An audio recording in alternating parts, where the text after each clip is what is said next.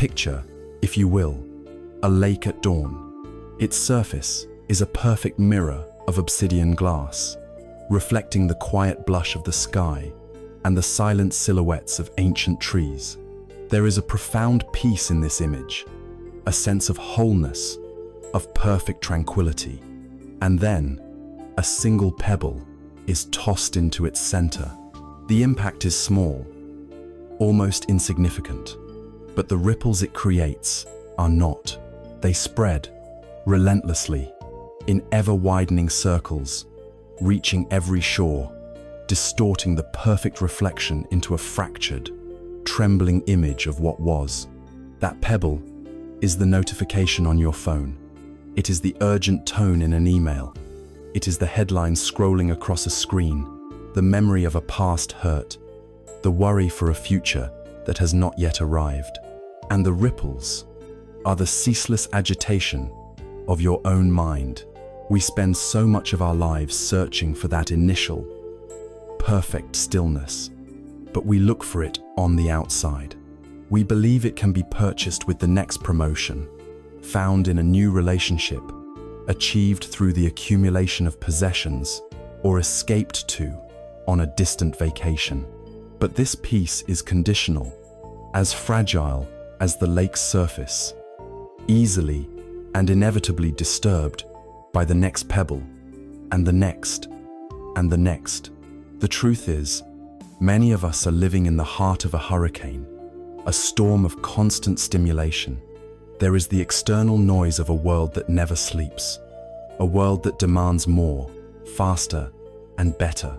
But there is also an even louder internal noise, the endless chatter of the mind, the ghost of not enough, the constant hum of anxiety that has become the background music to our lives.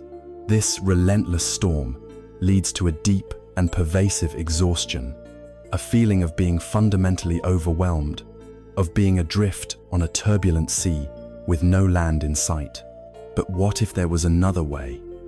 What if it were possible to find stillness, even while the storm of life rages around you? What if you could learn to be like the great depth of the ocean, which remains utterly silent and unmoved, no matter how violent the waves may be upon its surface? Thousands of years ago, a man, born a prince named Siddhartha Gautama, found himself haunted by these very same questions. He was surrounded by every imaginable comfort and luxury, yet he saw that suffering, unease, and a fundamental dissatisfaction were inescapable parts of the human condition.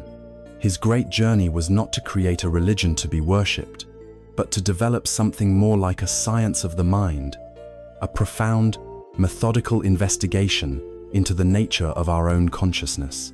The timeless wisdom he uncovered is not a set of beliefs to be blindly accepted. It is a practical path, a set of tools for the heart and mind, designed to gently smooth the ripples, not by trying to control the infinite pebbles of the world, but by understanding the nature of the water itself. It is an invitation to discover an unshakable peace, a quiet strength, a profound and lasting stillness that has been waiting patiently within you all along. To begin this journey inward, we must first be willing to sit quietly and simply listen, not to the world outside, but to the subtle symphony of our own inner experience. When we do this, when we bypass the endless distractions and the loud demands of our daily lives, what is the first thing we notice? For many, it is not a dramatic crisis or a singular, overwhelming pain. It is something far more subtle, more pervasive. It is a quiet hum, a low-grade frequency of discontent, a feeling that something is just slightly out of alignment, like a wheel on a cart that is not perfectly round, making the entire journey feel subtly jarring and effortful. It's a background sense of friction, a thirst that is never quite quenched, a restlessness that urges us to seek the next thing and the next, in the hope that it will finally bring us a lasting sense of ease. In the ancient language of the Buddha, this fundamental state is called Dukkha. This word is most often translated into English as suffering, but this single word is a pale and incomplete shadow of the original meaning. To equate dukkha with only our moments of overt pain is to miss the profound and subtle diagnosis of the human condition that it represents. While dukkha certainly includes what we would call suffering, grief, pain, and sorrow, it extends far deeper. It is the pervasive unsatisfactoriness of a conditioned existence. It is the inherent stress of a life lived in constant flux.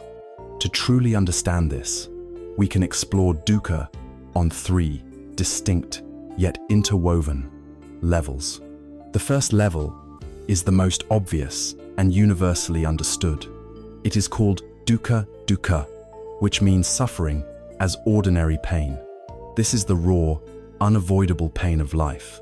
It is the headache that throbs in your temples, the chronic ache in your back, the sudden shock of a physical injury. It is the anguish of sickness, watching your own body or the body of a loved one weaken. It is the sharp, hollow grief that follows the death of someone you love. It is the sting of betrayal, the loneliness of separation, the frustration of plans that go awry, the despair of failure. This form of dukkha needs little explanation because it is an inescapable thread in the fabric of every human life. No amount of wealth, power, or privilege can build a wall high enough to keep out old age, sickness, and death. This is the common ground of our shared humanity. It is the universal vulnerability that, if we let it, can open our hearts to one another in profound compassion. This is the first arrow, and this brings us to one of the most powerful and practical teachings in all of Buddhism, the parable of the two arrows. The Buddha taught that in life, we will all be struck by a first arrow. This is the inevitable pain of dukkha, an illness, a loss, a harsh word from another person, an accident. This arrow is painful. It happens. It is outside of our ultimate control.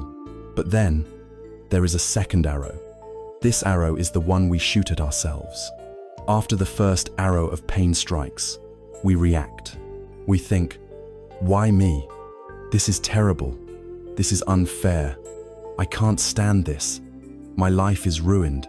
We begin to spin a story around the pain, a story of victimization, of anger, of fear, of self-pity.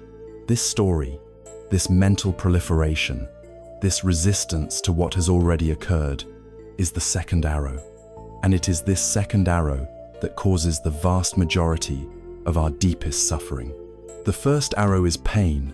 The second arrow is misery. The first arrow is an event. The second arrow is our interpretation of the event.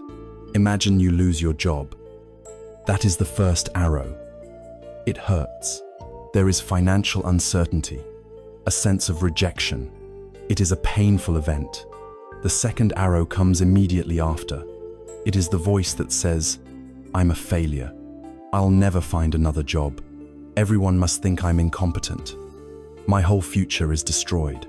This cascade of negative thought is a poison we willingly drink, a second, third, and fourth arrow that we inflict upon ourselves, turning a painful situation into a state of prolonged, agonizing misery.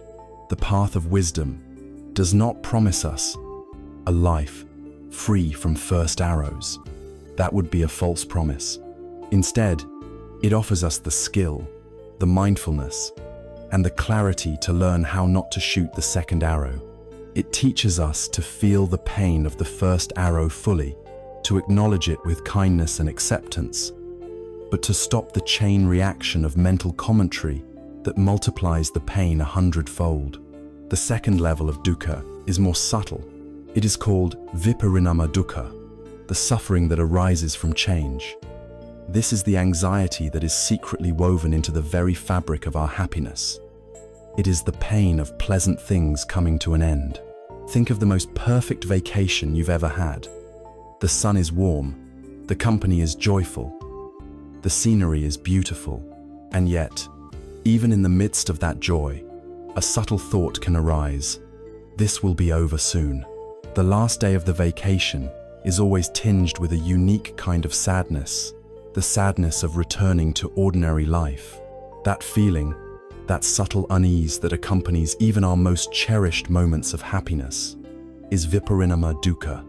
We experience a moment of profound connection with someone, and a small, fearful part of us immediately begins to worry about losing it. We achieve a long sought-after success, and the thrill is quickly replaced by the pressure to maintain it, or the anxiety about it fading away. The problem, once again, is not the happiness itself. The problem is our relationship to it. We cling to pleasant experiences, trying to grasp them, to freeze them in time, to make them permanent, but their very nature is to be impermanent. Like a beautiful sunset, their beauty is inseparable from their fleetingness. By trying to hold on, by resisting the natural flow of life and change, we create a friction, a tension. We suffer not because happy moments end, but because we expect them not to. We are trying to build a solid house on the surface of a flowing river. This level of dukkha reveals how even our search for happiness, when based on clinging to transient states, becomes its own source of suffering. The third and most profound level is sankhara dukkha. This is the most subtle and pervasive form of unsatisfactoriness, the existential dukkha. This is the background hum we spoke of earlier. It is a fundamental stress that arises simply from being a conditioned being in a constantly changing world. What does this mean? It means that our very sense of self, our body, our thoughts, our feelings, our identity, are not solid, independent things. They are composite, dependent, and in a constant state of flux. They arise based on a web of causes and conditions that are entirely outside of our control. Your body is dependent on food, water, and air. Your thoughts are conditioned by your upbringing, your education, your experiences. Your feelings are triggered by external events and internal chemistry. There is no fixed, solid you at the center of it all. The self we cherish and defend so fiercely is more like a wave in the ocean than a rock on the shore. Sankhara dukkha is the inherent vulnerability and instability of this reality. It is the vague, restless feeling that drives us to constantly check our phones, to fill every moment of silence with noise or activity. It is the low-level anxiety that comes from being a fragile, temporary assembly of processes, pretending to be a permanent, solid entity. It is the "is this all there is?" feeling that can surface in the middle of a perfectly fine life, a sense that something is missing, that we are not quite whole. It is the friction of our moment-to-moment existence. To recognize these three levels of dukkha is not to adopt a pessimistic or negative view of life. It is the opposite. It is an act of supreme realism and profound compassion for ourselves and for others. It is the first step towards true freedom. A good doctor, upon seeing a patient, must first make an honest and accurate diagnosis. They must look clearly at the symptoms and identify the illness. To ignore the illness, or to pretend it isn't there, would not be kindness. It would be negligence. In the same way, the Buddha, as the great physician of the mind, declared that the first noble truth is to understand the nature of dukkha, to look at it squarely, without fear or denial. This acknowledgement is not the end of the journey. It is the brave and necessary beginning. It is what allows us to ask the next, most crucial question. Now that we have looked with courage at the nature of this universal condition, this constant hum of dissatisfaction, where does it come from? What is the invisible architect of this unease? To find the cure, we must first understand the cause. Having sat with the honest diagnosis of our shared condition, the pervasive hum of dissatisfaction known as dukkha, we arrive at the physician's next vital question: what is its origin? If we feel a persistent friction in our lives, what is the mechanism that creates it?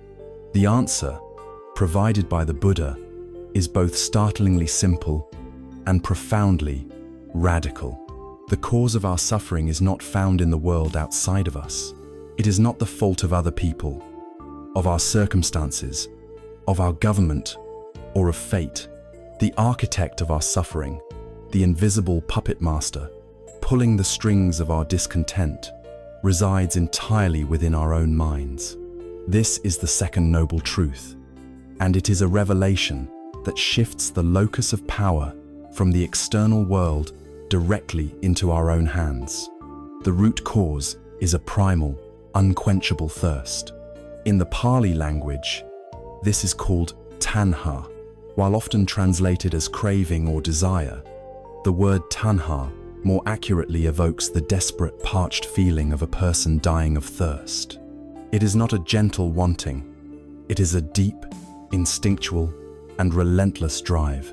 It is the engine of our restlessness, the force that propels us from one moment to the next, always seeking something to grasp onto, to consume, to become, or to push away. This thirst is not a single, monolithic force. It manifests in three distinct, yet deeply interconnected, streams that flow through the landscape of our psyche, carving the very channels of our suffering. The first stream is the most familiar to us. It is Tanha, the thirst for sense pleasures. This is the craving for anything that gratifies our five senses and our mind. It is the desire for pleasant sights, beautiful sounds, alluring smells, delicious tastes, and pleasurable physical sensations. In our modern world, this stream has become a raging river. It is the compulsive reflex to pull out our phone and start scrolling, our mind hunting for the next interesting image, the next amusing video, the next hit of validation in the form of a like or a share. It is the engine of consumerism, the voice that whispers that the next gadget, the new article of clothing, or the latest car will finally provide a lasting sense of satisfaction. We chase these pleasures relentlessly. We binge watch an entire series of a television show in a single weekend, consuming it voraciously, only to feel a strange emptiness the moment it ends, immediately prompting the question, what's next? We seek out exotic foods, luxurious comforts, and thrilling experiences, all driven by this deep thirst for pleasant stimulation. The inherent problem with Tanha is not that pleasure is bad. A beautiful sunset or a delicious meal are wonderful parts of life. The problem lies in the thirst, the addictive quality of the seeking. Each momentary pleasure is like a sip of salt water to a thirsty person. It provides a brief, fleeting moment of relief, but it ultimately increases the underlying thirst. The satisfaction never lasts, because its objects are, by their very nature, impermanent. The taste of the food fades, the novelty of the new purchase wears off, the thrill of the experience becomes a memory, and so, the thirst returns, often stronger than before, demanding another hit, another distraction, another momentary escape. We become ghosts at the banquet of life, never truly tasting anything because we are already looking ahead to the next dish. This endless cycle of wanting, getting, and wanting again is a primary source of our dukkha. It is a fire that feeds on the very act of trying to quench it. The second stream of thirst is deeper, more subtle, and arguably more powerful. It is bhava tanha, the thirst for being or for existence. This is not just the desire to have things, it is the profound craving to be something, to become, to establish a solid, lasting, and admirable identity for ourselves. This is the thirst of the ego. It is the engine behind ambition, the drive for fame, status, recognition, and power. In our contemporary culture, obsessed with personal branding and curated online personas, bhava-tanha runs rampant. It is the deep-seated need to be seen as successful, intelligent, attractive, virtuous, or enlightened. It is the voice that says, if I can just achieve that job title, if I can just get this many followers, if I can just be a perfect parent, or if I can just be seen as a good person, then I will have arrived. Then I will be real, solid, secure, and finally, happy. This thirst for being manifests as a fierce clinging to our identity. We attach ourselves to our roles as a manager, an artist, a parent, a spouse. We cling to our opinions, our political affiliations, our beliefs, and our personal history. We assemble these concepts like armor, believing they constitute a real, permanent me. The suffering arises because this constructed self is an illusion. All of these roles, beliefs, and states are conditioned, dependent, and impermanent. When our role changes, when our opinion is challenged, when we fail to live up to the image we have so carefully crafted, we suffer intensely because we feel that our very being is under attack. We are clinging to a sandcastle, and when the tide of life inevitably comes in, we are left feeling shattered and lost. Bhava-tanha is the desperate attempt to make ourselves permanent and solid in a universe that is defined by flow and change. The third stream is the shadow of the other two. It is vibhava-tanha, the thirst for non-being or for annihilation. This is the craving for something to not be. It is the energy of aversion, hatred, anger, and rejection. It stems from the same root as the other thirsts, the mistaken belief that our inner peace depends on manipulating the world to our liking. While kama-tanha pulls us toward the pleasant, vibhava-tanha violently pushes away the unpleasant. It is the burning desire to annihilate a painful feeling, a difficult situation, or a person who has wronged us. We see this thirst in the explosive anger of road rage, the desire to obliterate the car that cut us off. We see it in the vitriol of online cancel culture, the impulse to destroy a person's reputation and erase them from the public square. On a more personal level, it is the act of ghosting someone to avoid the discomfort of a difficult conversation. It is the desperate turning to alcohol, drugs, or any other form of numbness to escape from emotional pain, a literal craving for the non-existence of that pain. It is the anxiety that makes us want to run away from our responsibilities, and the irritation that makes us wish a difficult period in our life would just end. Vibhava-tanha is a declaration of war on reality. It is the ultimate act of non-acceptance. And because we cannot control reality, this war is one we are destined to lose, creating immense friction and suffering in the process. These three thirsts are the invisible architects working together to construct the prison of our suffering. To illustrate how this happens, there is a classic story. In some parts of the world, hunters have a clever way of trapping monkeys. They take a coconut or a gourd and drill a hole in it, just large enough for a monkey's open hand to fit through. Inside, they place a handful of rice or some other treat. A monkey, driven by its desire, will come along, smell the rice, and slip its hand through the hole to grasp the food. In doing so, it makes a fist, but the fist is now too large to pass back through the narrow opening. The monkey is now trapped. It will pull and shriek and struggle for hours, but it will not be free. The hunters can simply walk up and catch the frantic animal. What is truly trapping the monkey? It is not the coconut. It is not the hunter's. It is the monkey's own clenched fist. Its freedom is one simple action away. All it has to do is let go of the rice. We are that monkey. The world is the coconut, full of things we want and things we want to get away from. Our suffering, our feeling of being trapped and frustrated, is not caused by the world. It is caused by our own relentless grasping, our own clenched fist of Tanha. This realization, the second noble truth, is the turning point of the entire spiritual path. It is a message of profound hope. It tells us that our suffering is not random, nor is it a punishment from an external force. It has a specific, identifiable cause, and that cause is internal. And if a disease has a known cause, a cure can be developed. If a fire is sustained by a specific type of fuel, it means the fire can be extinguished simply by removing the fuel. The diagnosis of Tanha is not a condemnation. It is a liberation. It shows us exactly where we need to work. It tells us that peace is possible, that the shore of awakening is real, and that there is a way to get there. It is the dawn of hope that illuminates the path forward.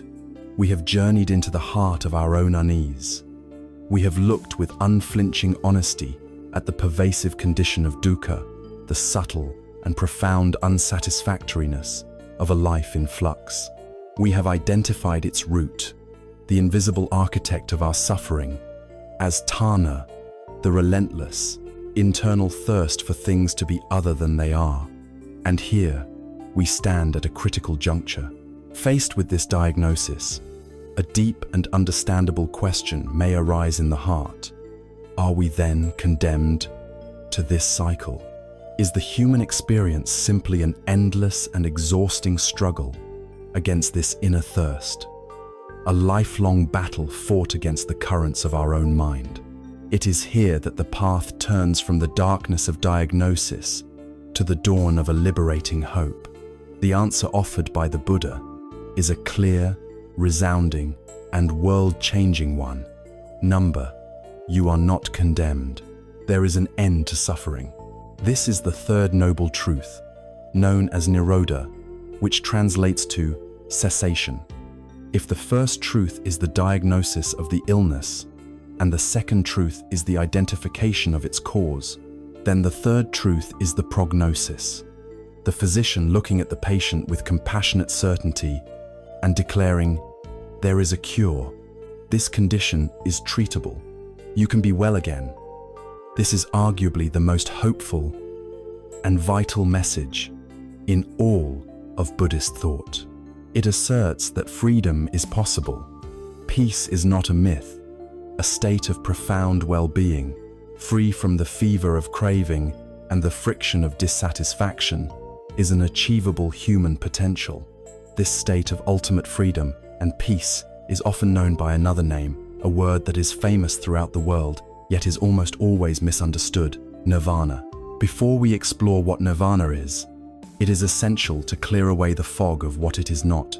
Due to centuries of cultural misinterpretation, the word itself often conjures images of a hazy, blissful, and passive heaven, or a nihilistic extinction of the self. Nirvana is neither of these. Firstly, it is not a place. It is not a paradise you go to after you die. It is not a geographical location or a separate, heavenly dimension. It is a state of mind, a psychological reality that can be experienced in this very life, right here on this earth. The historical Buddha and countless practitioners since are said to have realized nirvana and continued to live, walk, teach, and interact with the world for many years. Secondly, nirvana is not annihilation. It does not mean the end of your personality, your memories, or your existence. It is not a blank, empty void. Rather, it is the annihilation of a delusion and the afflictions that spring from it.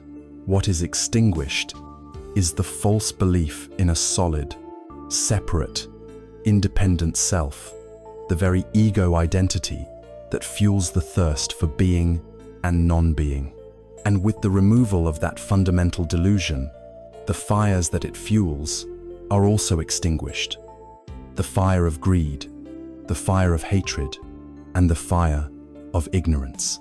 The personality remains, but it is no longer driven by compulsion and fear. It is now a vehicle for wisdom and compassion. Finally, nirvana is not a state of apathy or cold indifference. A common fear is that to be free from suffering is to be free from love, joy, and connection. The reality is the precise opposite. Our ordinary love is so often tainted by attachment. Our joy is clouded by the fear of its passing, and our connection is filtered through the lens of what we can get from others. Nirvana is the experience of a love that is unconditional, a joy that is not dependent on external circumstances, and a connection to all of life that is so profound it is called great compassion.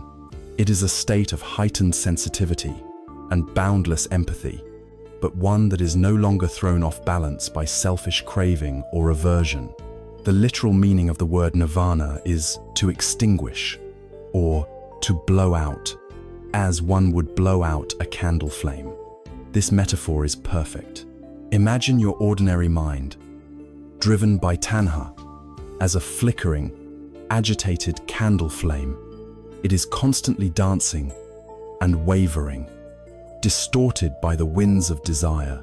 The fuel for this flame is our constant grasping, our clinging to pleasure, and our pushing away of pain. This fire is hot, agitated, and stressful.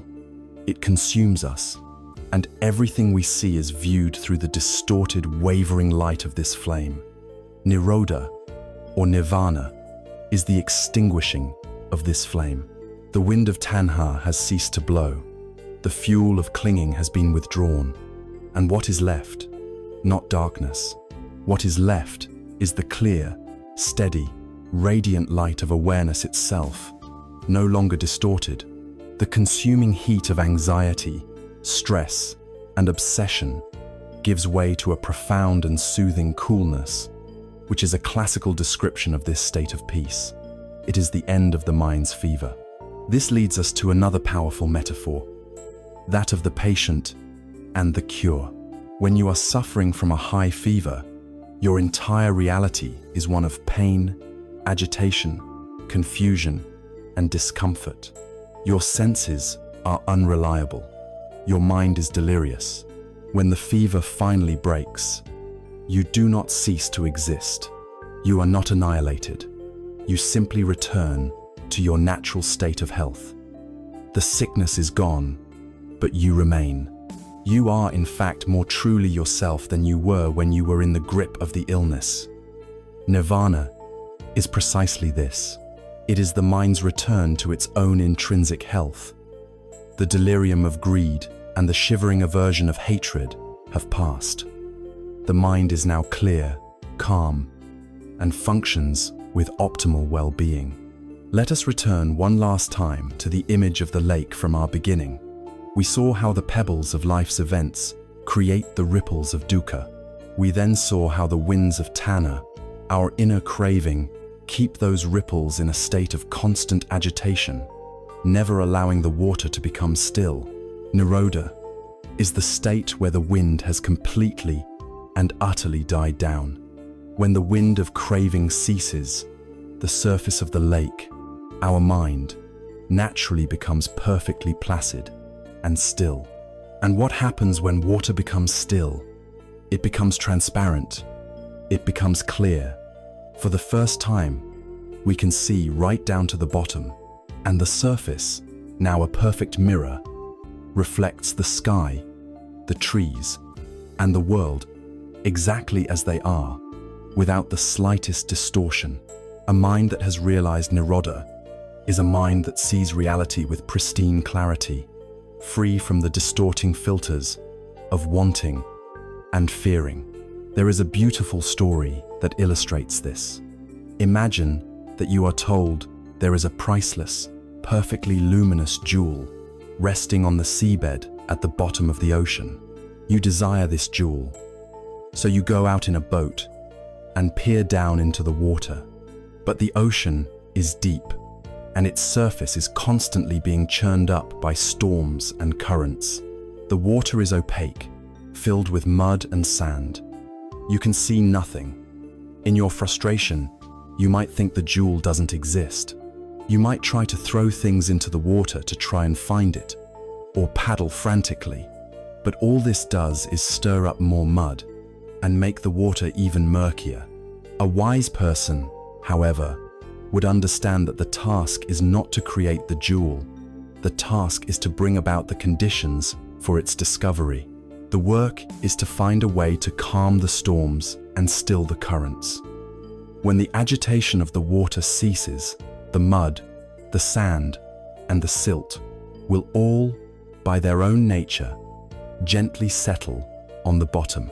And then, without any further effort, the luminous jewel, which has been there the entire time, will reveal itself in all of its radiant brilliance. That jewel is nirvana. It is our own true nature, our innate capacity for wisdom, clarity, and boundless peace. The storms and the mud are Tanha, the relentless craving and the mental defilements that it stirs up, obscuring our own light from ourselves.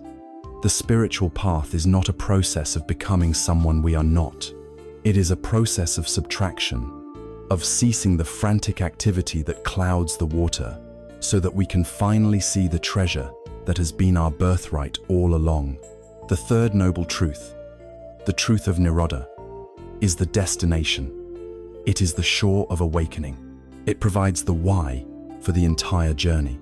It is the profound and life-altering promise that the friction, the stress, and the deep dissatisfaction of our lives are not a permanent sentence, but a solvable problem.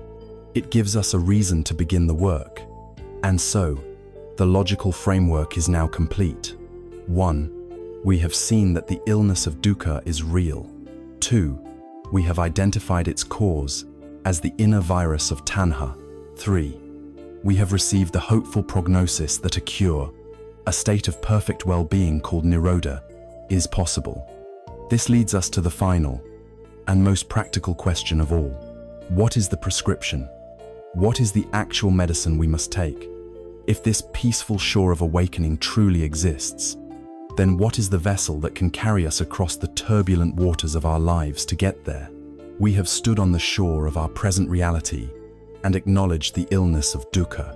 We have traced its origins to the inner contagion of Tanha, and we have looked across the waters to a farther shore, the shore of Nirodha, the cessation of all suffering, and found that a cure is possible. The physician has completed the diagnosis and confirmed a hopeful prognosis. And now, the prescription is revealed. The medicine, the map, the very vessel that will carry us from the shore of suffering to the shore of awakening is the fourth and final noble truth. It is a path.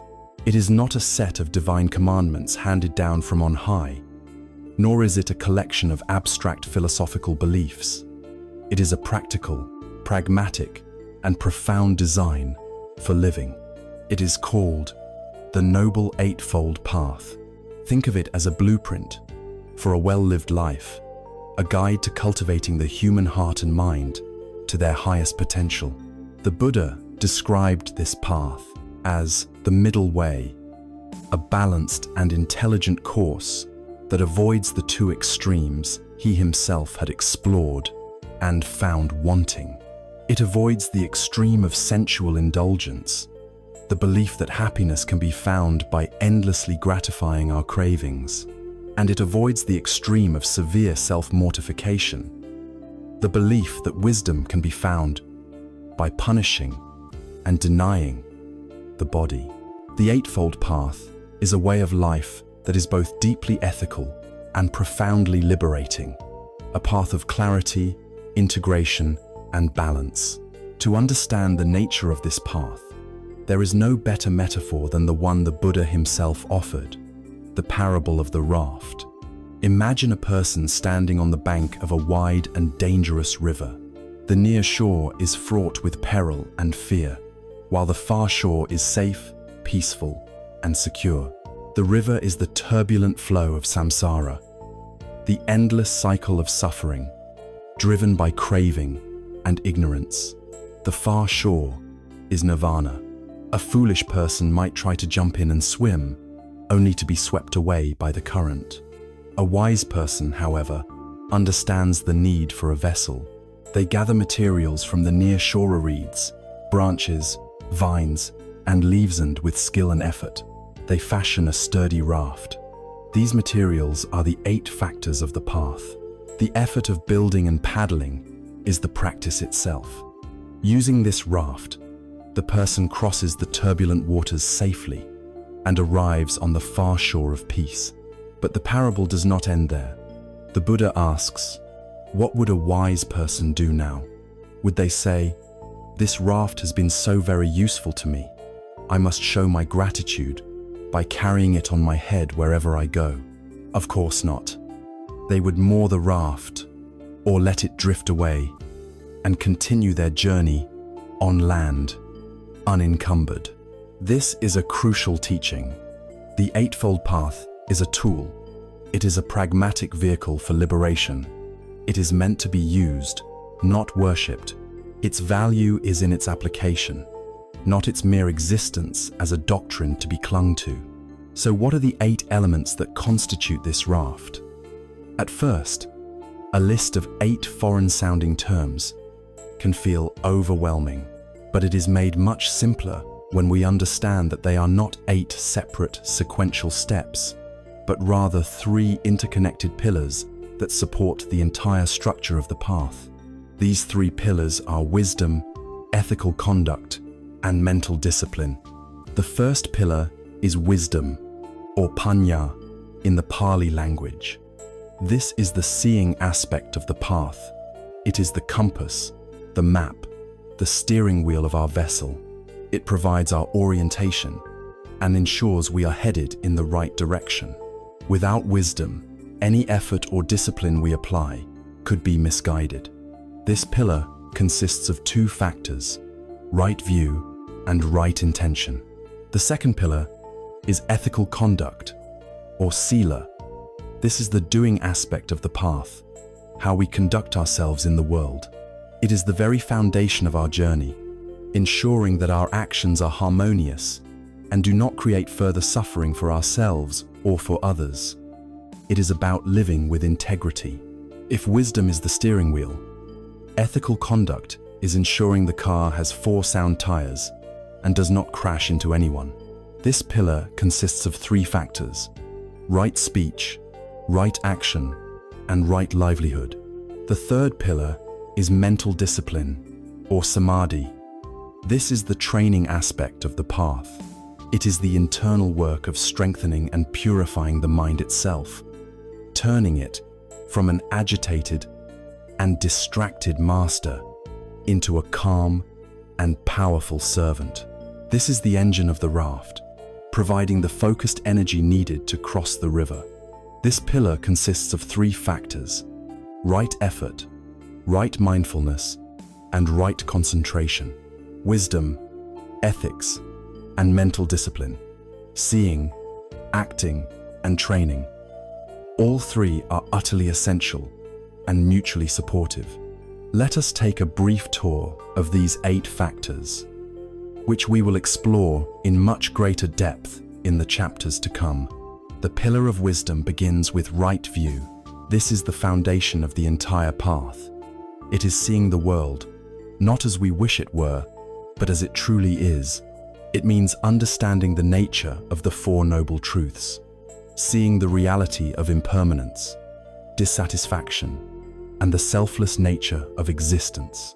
It is the lens of clarity through which all else is perceived. Following right view is right intention. Once our view is clear, our intentions must align with it. This means cultivating motivations that are rooted in kindness, compassion, and a desire to let go, while actively renouncing intentions rooted in greed, hatred, and delusion. It is the alignment of the heart with the clarity of the mind. Next, we come to the pillar of ethical conduct, beginning with right speech. This is the practice of using our words to heal and connect, rather than to harm and divide. It means abstaining from lying, from divisive or slanderous speech, from harsh or abusive language, and from idle chatter that clouds the mind. It is the practice of speaking truthfully, kindly, and purposefully. Then comes right action. This is the application of ethical principles to our physical behavior. It involves refraining from taking life, from taking what is not given, and from sexual misconduct. It is the embodiment of harmlessness, a commitment to acting in ways that protect and honor the well-being of all living beings. The final factor of ethics is right livelihood. This means engaging in work and commerce that is honorable and does not cause harm to others. It is the practice of aligning our professional life with our deepest values, ensuring that the way we sustain ourselves does not depend on the exploitation or suffering of others. Finally, we arrive at the pillar of mental discipline, which starts with right effort. This is not a forceful, white-knuckled striving, but the gentle and persistent art of guiding the mind. It is the balanced effort to prevent unskillful thoughts from arising, to abandon those that have arisen, to cultivate skillful thoughts, and to maintain those that are already present. It is the work of a wise gardener tending the soil of the mind. Following this is the most well-known factor in the West, right mindfulness. This is the essential quality of clear, non-judgmental awareness in the present moment. It is the capacity to observe our body, our feelings, our thoughts, and the world around us without being immediately swept away by them. Mindfulness is the anchor that keeps us grounded in the here and now. The path culminates in right concentration. As mindfulness becomes stable and continuous, it naturally deepens into concentration. This is the ability to unify the mind, to rest it upon a single object with unwavering stability and peace. A concentrated mind is not a tense mind. It is a calm, luminous, and powerful tool that has the capacity to cut through the deepest layers of illusion and reveal profound insight. It is vital to understand that these are not 8 sequential steps to be mastered one by one. They are like the individual strands of a great, strong cable. Each strand supports and strengthens all the others. For example, as your practice of right mindfulness develops, you become more aware of the impulse to speak harshly. This awareness gives you the space to choose right speech. Speaking kindly reduces feelings of guilt and remorse, which in turn makes your mind calmer and more settled, supporting right concentration. A concentrated mind is the perfect instrument for seeing reality more deeply, thereby strengthening your right view. And so it goes, an upward spiral of cultivation, where every part of the path enriches every other part. This, then, is the blueprint. This is the raft.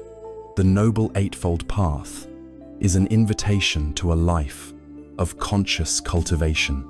It is a complete system for human flourishing, integrating our view of the world, our conduct within it, and the inner workings of our own minds. It is not a path for saints or ascetics living in caves, but a living, breathing guide for anyone seeking to navigate the complexities of modern life with greater wisdom, integrity, and peace. So where does such a profound and life-altering journey begin? With all great constructions, it must begin with a solid foundation. With any great journey, it must begin with a clear view of the map. The entire structure of the Eightfold Path rests upon its first factor, for without it, all other efforts risk being misguided. The journey begins with seeing. It begins with right view.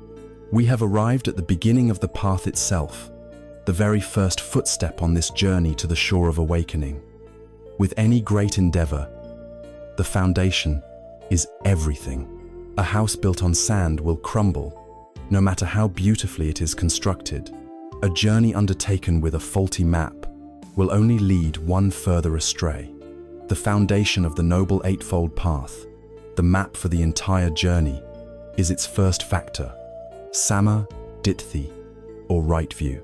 This is more than just holding the correct opinion or adopting a new set of beliefs. It is about the fundamental quality of our perception. It is about learning to see the world and ourselves with a radical clarity, free from the layers of distortion that have clouded our vision for so long. Imagine for a moment that you have spent your entire life looking at the world through a window pane that is caked with years of dust, grime, and colored smudges.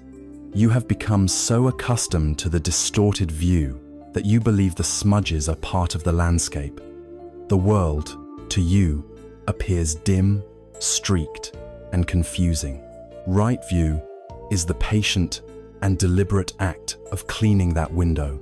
It is not about changing the landscape outside, but about purifying the very lens through which you perceive it. The smudges are our conditioning, our prejudices, our fears, and our cravings. The path begins with the recognition that our perception is not infallible, and with the courageous aspiration to see things as they truly are. It is crucial to understand that right view is not a dogma to be accepted on blind faith. The Buddha did not demand that his followers simply believe what he said. His constant invitation was ehi passiko, a Pali phrase meaning, "Come and see for yourself." The teachings are not presented as absolute truths to be memorized, but as a working hypothesis, a provisional map of the territory of the mind. Right view, at the beginning, is the willingness to pick up this map and tentatively accept that it might be accurate. But the real journey involves walking the territory yourself, using the practices of mindfulness and meditation to verify the map's claims through your own direct experience. Therefore, right view exists on two levels. The first is a conceptual or learned understanding. This is where we start. We learn the principles of the path, we listen to the teachings, we reflect on them. But the ultimate goal is the second level, an experiential or realized right view. This is the penetrating insight that arises from within, a direct, non-verbal seeing of the truth in the laboratory of our own consciousness.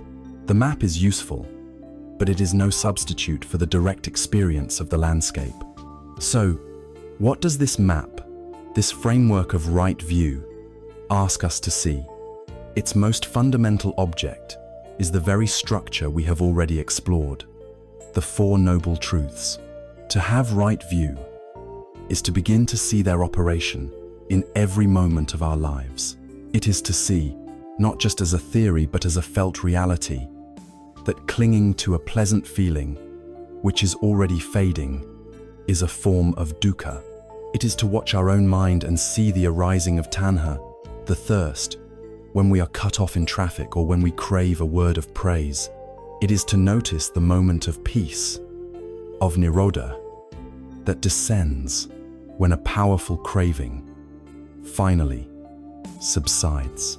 And it is to see that when we practice the path, the Magawen, we choose a kind word over a harsh one. For example, the result is a lighter, more peaceful heart.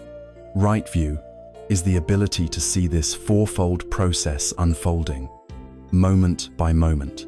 The second crucial aspect of right view is a clear understanding of the law of karma. This is another word, like nirvana, that is laden with popular misconceptions. Karma, or karma, is not fate. It is not a system of cosmic reward and punishment meted out by an unseen judge. Its meaning is far more direct and psychologically profound. The Buddha stated it simply: "It is volition, monks, that I call karma."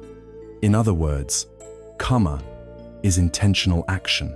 It is the energy, the intention behind our thoughts, our words, and our deeds.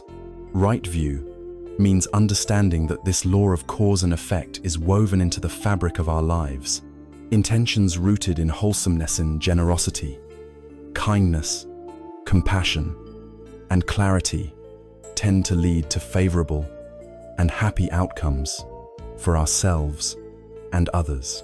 Intentions rooted in unwholesomeness, in greed, hatred, and delusion tend to lead to suffering and conflict. This is not a moralistic judgment. It is a pragmatic observation, like understanding that planting an apple seed will yield an apple tree, not an orange tree. This understanding is profoundly empowering. It lifts us from the helplessness of being a victim of circumstance and places the power to shape our lives squarely in our own hands. We are not punished for our anger. We are punished by our anger in every moment. By taking care of the quality of our intentions, we are planting the seeds of our own future happiness. As our practice deepens, right view penetrates to an even more subtle level, revealing the fundamental nature of all phenomena. This is known as seeing the three marks of existence, or tilakkhana. The first mark is anicca, or impermanence. We may understand this intellectually. We know that seasons change, people age, and nothing lasts forever. But right view is to see this truth operating on a continuous, microscopic level. It is to observe that every thought is a fleeting cloud passing through the sky of the mind. Every emotion is a shifting weather pattern, arriving and departing on its own. Every sensation in the body is a vibration of constant change. The cells of our body are dying and being replaced. The world is not a collection of static nouns, but a dynamic flow of interconnected verbs. Seeing this flux directly is not a cause for despair, but for a profound sense of relief. It means that nothing is fixed. A painful feeling will pass. A difficult situation will change. Freedom is possible precisely because of impermanence. The second mark is dukkha, or unsatisfactoriness. Right view here is to see the direct link between impermanence and our suffering. Because all things are impermanent, any attempt to cling to them as a source of lasting, ultimate security is destined to result in disappointment and stress. Our suffering does not come from the fact that things change. It comes from our deep-seated resistance to this fact. We are trying to build a permanent shelter on shifting sands, and the constant effort and inevitable failure of that project is dukkha. When we see this clearly, we begin to relax our grip. The third and most profound mark is anatta, or not self. This is perhaps the most challenging and liberating insight of all. It does not mean that you do not exist. It means that there is no permanent, independent, unchanging entity, no little CEO in the headquarters of your head that can be called a self. The being you call me is, in fact, a dynamic and impersonal process, a temporary confluence of 5 streams of activity: the body, feelings, perceptions, mental formations, and consciousness. There is thinking, but there is no permanent thinker behind the thoughts. There is feeling, but no essential feeler who owns the feelings. These processes arise and pass away according to conditions. To see this is to be liberated from the heavy burden of the ego, the need to defend, to protect, and to enhance this imaginary self dissolves, replaced by a sense of lightness, freedom, and deep connection with all of life.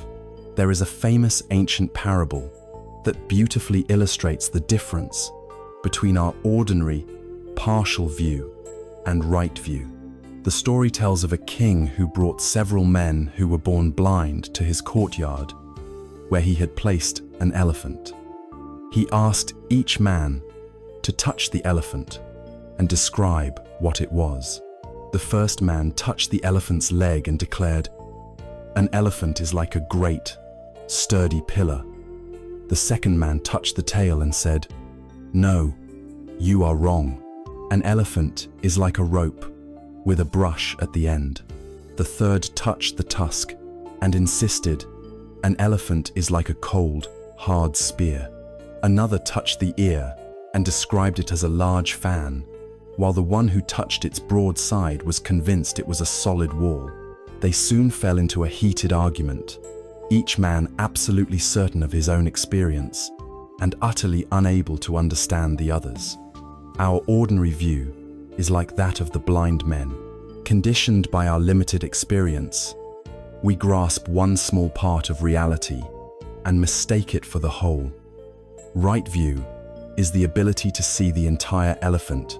It is the holistic, unbiased perspective that understands how all the parts fit together.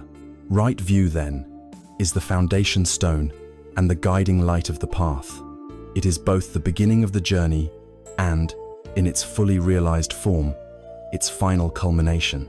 When we begin to see clearly that our intentions shape our reality, that clinging to what is changing is the cause of our stress, that our rigid sense of self is an illusion, this new perspective cannot help but change us.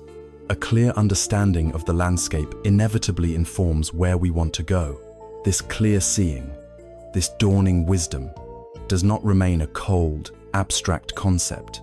It percolates down from the head into the heart, transforming not only what we see, but also what we value. When the mind begins to see clearly, the heart begins to intend wisely, and so, the solid foundation of right view naturally gives rise to and supports the second crucial factor of the path, right intention. If right view is the act of cleaning the window to see the landscape clearly, then right intention is the conscious choice of which direction to walk. A clear view is essential, but it remains passive until it is paired with a clear intention. Wisdom of the mind must be translated into the resolve of the heart.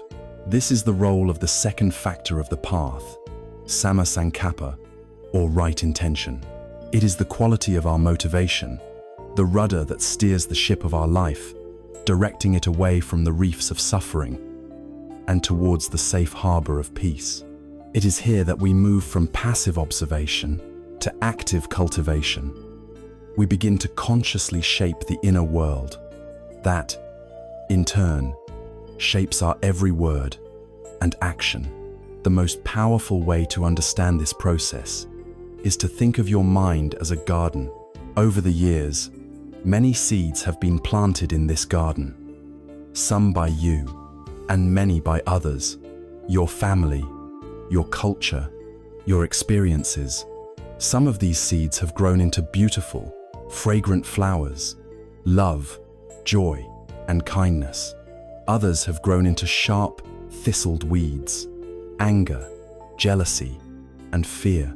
For many of us, this inner garden is a wild, overgrown, and chaotic place. We feel like we are at the mercy of whatever happens to be growing there on any given day. Right intention is the radical and empowering realization that you are the gardener. You may not be responsible for every seed that has ever been planted, but you have the absolute power in this present moment to decide which plants you will water and which weeds you will gently remove. This is the art of mental cultivation. Right intention, then, is the gardener's master plan. It consists of cultivating 3 types of sublime, beautiful flowers, which act as direct antidotes to the 3 forms of thirst we have already explored. The first flower we are invited to cultivate is the intention of renunciation, or nekkhamma. This is the direct antidote to kama tanha, the thirst for sense pleasure. Now, the word renunciation often sounds severe and joyless to the Western ear. It conjures images of grim self-denial and a rejection of all the good things in life. But this is a profound misunderstanding. The intention of renunciation is not about depriving ourselves of happiness. It is about discovering a deeper, more stable form of happiness that is not dependent on the endless chase for external gratification. It is the intention of simplicity, of letting go. In our garden, the thirst for sense pleasure is like an invasive, fast-growing vine. It promises lush foliage, but it quickly wraps around everything, choking the life out of more delicate plants and depleting the soil of its nutrients. It demands constant attention and feeding. The intention of renunciation is the wise gardener's act of gently untangling these vines and cutting them back. It is the relief you feel when you intentionally put your phone away for an evening and allow your mind to rest. It is the clarity that comes from decluttering a room and creating physical space. It is the freedom you discover when you realize you don't need to buy the latest product to feel worthy or happy. It is a turning away from the complex and exhausting game of constant wanting and a turning towards the simple peace of being. By cultivating this intention, we are not creating a barren landscape. We are creating space. We are allowing light and air into the garden so that more authentic and lasting forms of well-being, like contentment and inner peace, have the chance to grow. The second flower is the intention of goodwill, or avyapada. This is the direct antidote to vibhava-tanha, the thirst for non-being, which manifests as ill will, aversion, and anger. Goodwill is not merely the passive absence of hatred. It is the active, conscious, and sustained cultivation of friendliness, warmth, and benevolence towards all beings, starting with ourselves. In the Pali language, this is metta, often translated as loving kindness. It is the sincere wish for the well-being and happiness of others. In our inner garden, thoughts of anger, resentment, and judgment are like planting thorns and poison ivy. They make the garden a hostile and painful place. And who is the first person to be pricked by these thorns? We are. Holding on to anger is like grasping a hot coal with the intent of throwing it at someone else. You are the one who gets burned. The intention of goodwill is the deliberate choice to plant fragrant roses and nourishing fruit trees instead.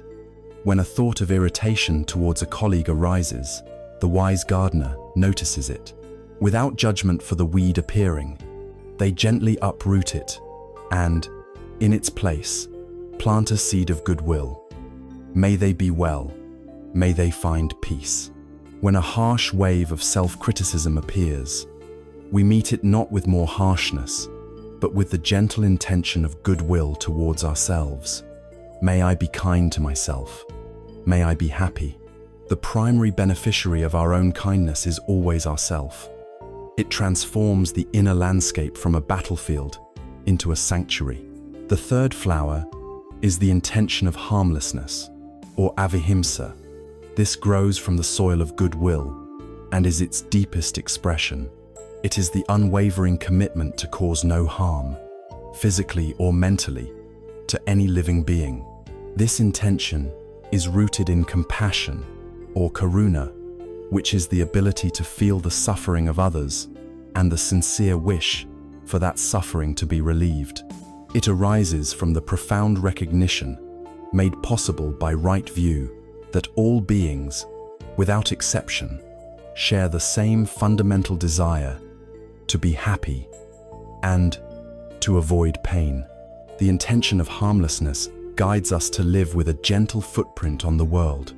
It informs our choices about what we consume, how we interact with the environment, and how we treat both friends and strangers.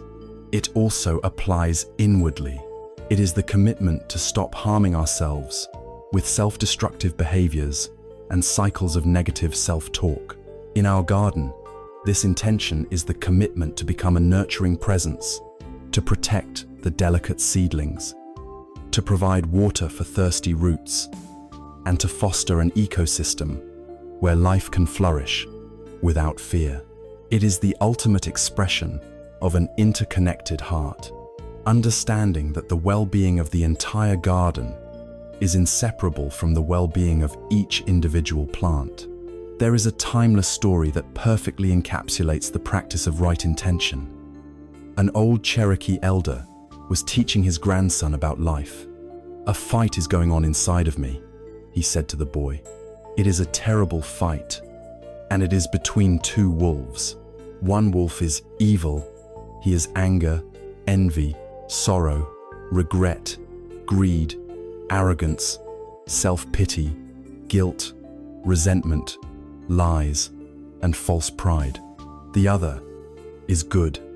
He is joy, peace, love, hope, serenity, humility, kindness, empathy, generosity, truth, and compassion.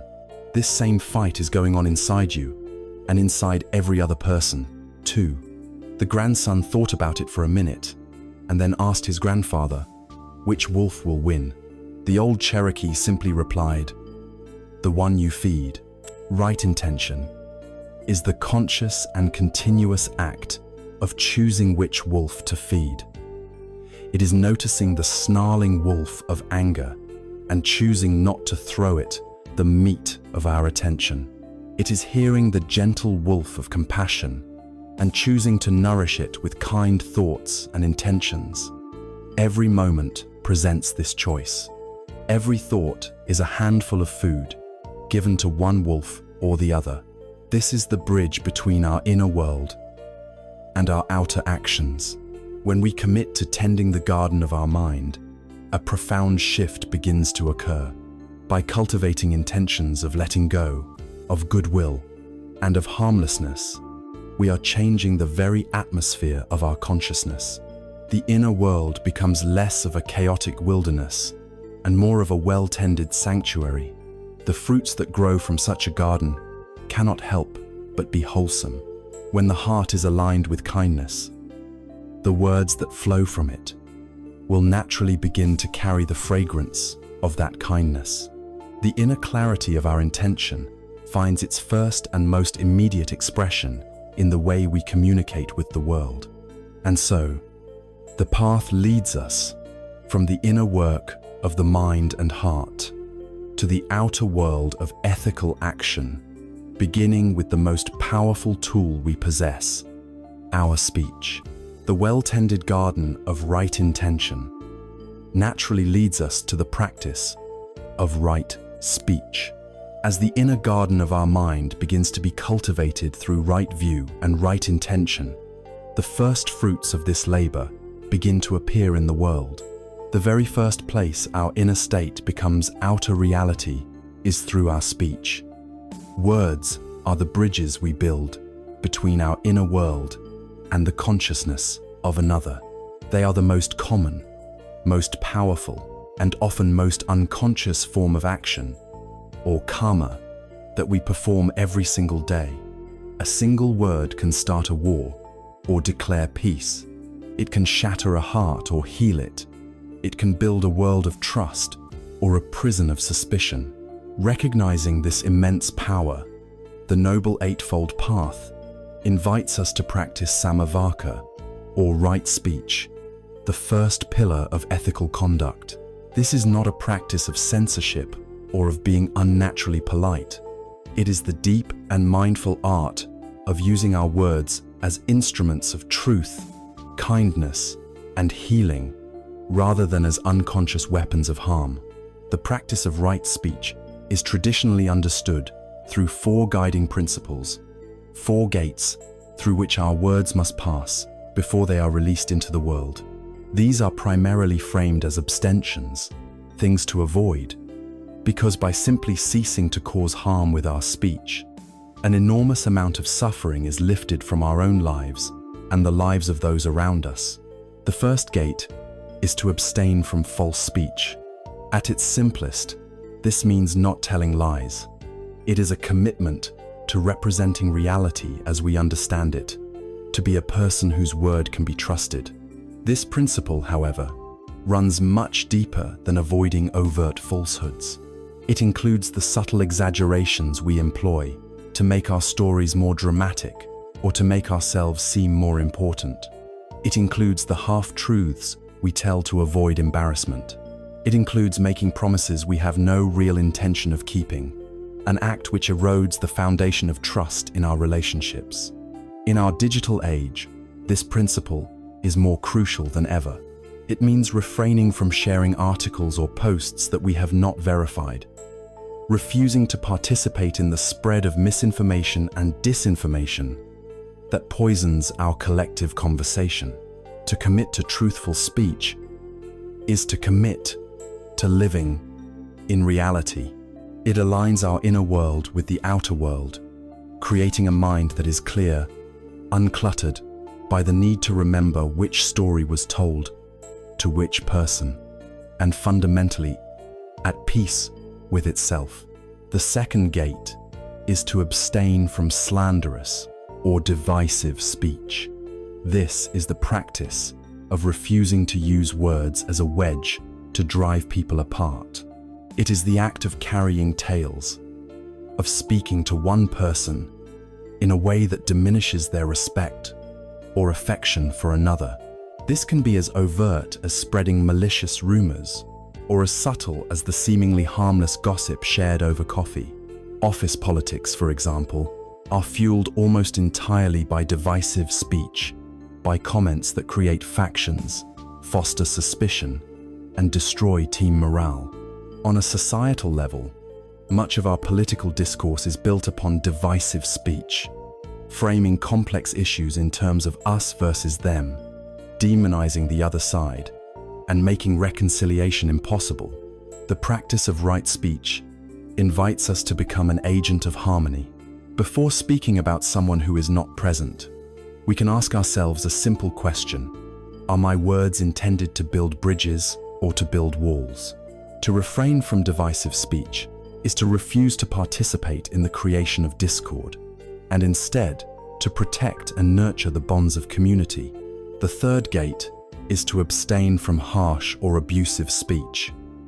Words can be weapons, and harsh speech is their violent expression.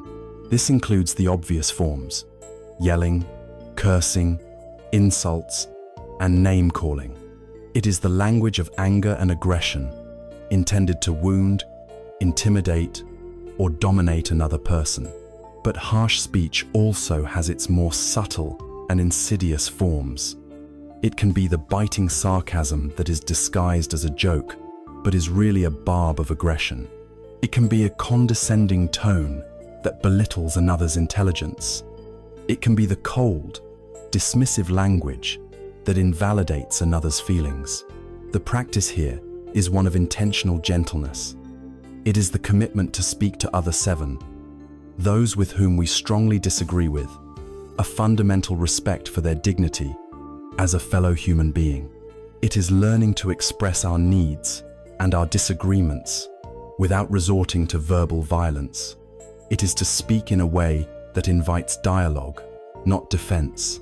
The fourth and final gate of abstention is to abstain from idle chatter.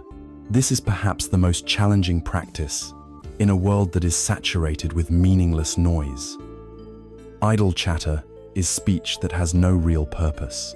It is the pointless gossip, the endless commentary on trivialities, the compulsive filling of every silence with words. It is not that all light-hearted conversation is wrong, but it is about recognizing how much of our speech is simply a habit, a way to distract ourselves from the present moment, or a means of soothing our own anxiety. Engaging in endless, purposeless talk agitates the mind, like constantly stirring up the surface of a lake. It leaves us feeling drained and mentally cluttered. The practice of abstaining from idle chatter is the practice of valuing both our own attention and the attention of others. It is the intention to speak when we have something meaningful to say, something to connect, to comfort, to clarify, or to inspire, and to be comfortable with silence when we do not. These 4 abstentions provide a powerful framework for what to avoid. But right speech is not merely about silence or avoidance. It is also about the active cultivation of skillful and beautiful communication. A famous story from ancient Greece provides a wonderful filter for this positive practice. One day, a man ran up to the great philosopher Socrates, saying, "Socrates, I have to tell you something about one of your friends." "Wait a moment," Socrates replied. "Before you tell me, I'd like you to pass a little test. It's called the triple filter test. The first filter," Socrates said, "is truth. Are you absolutely certain that what you are about to tell me is true?" The man thought for a moment and said, "Well, no, I actually just heard it from someone else." "All right," said Socrates, "so you don't really know if it's true or not. Now let's try the second filter, the filter of goodness. Is what you are about to tell me about my friend something good?" "No, on the contrary," the man said. "So," Socrates continued, "you want to tell me something bad about him, even though you're not certain it's true?" The man shrugged, a little embarrassed. Socrates continued, "There is one filter left, the filter of usefulness. Is what you want to tell me about my friend going to be useful to me?" "No, not really," the man replied. "Well," concluded Socrates, "if what you want to tell me is neither true, nor good, nor useful, why tell it to me at all?" This simple story provides a brilliant guide for our speech. Before we speak, we can pass our intended words through these gates. Is it true? Is it kind? Is it beneficial? To this, the Buddhist tradition adds a 4th crucial filter. Is it the right time? A statement may be true, kind, and useful, but if spoken at the wrong time or in the wrong context, it can still cause harm. This is the complete practice of right speech, to speak words that are truthful, gentle, helpful, and timely. Finally, the practice of right speech includes the profound wisdom of right silence. In a culture that fears silence, we must learn that it is not an empty void, but a space of immense potential. In the heat of an argument, the most compassionate and skillful action is often to remain silent, to refuse to add more fuel to the fire. This is not a sign of weakness, but of immense strength and self-control. Silence also creates the space for deep listening.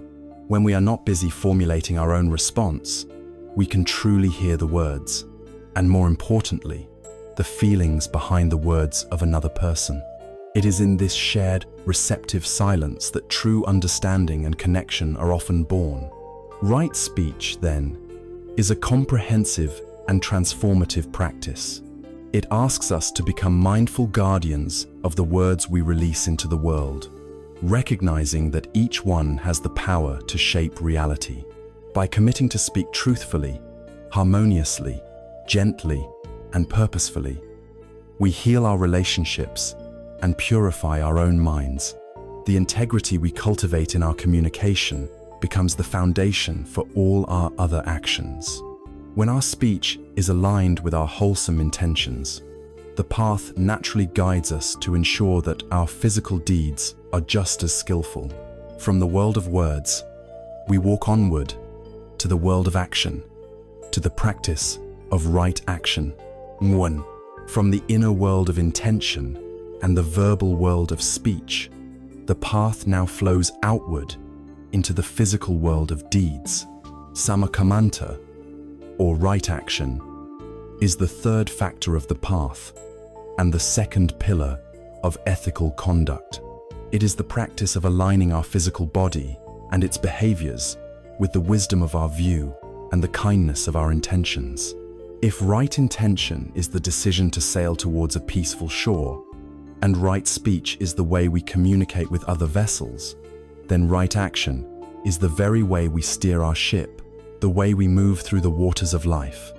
Our body is the sacred vessel where our inner aspirations meet the tangible world.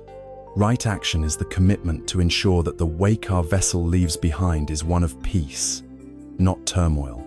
Like right speech, the practice of right action is traditionally defined by a set of abstentions, a framework of harmlessness that creates a safe container for both ourselves and others. By refraining from these unskillful actions, we cease to create the causes of future regret, anxiety, and conflict.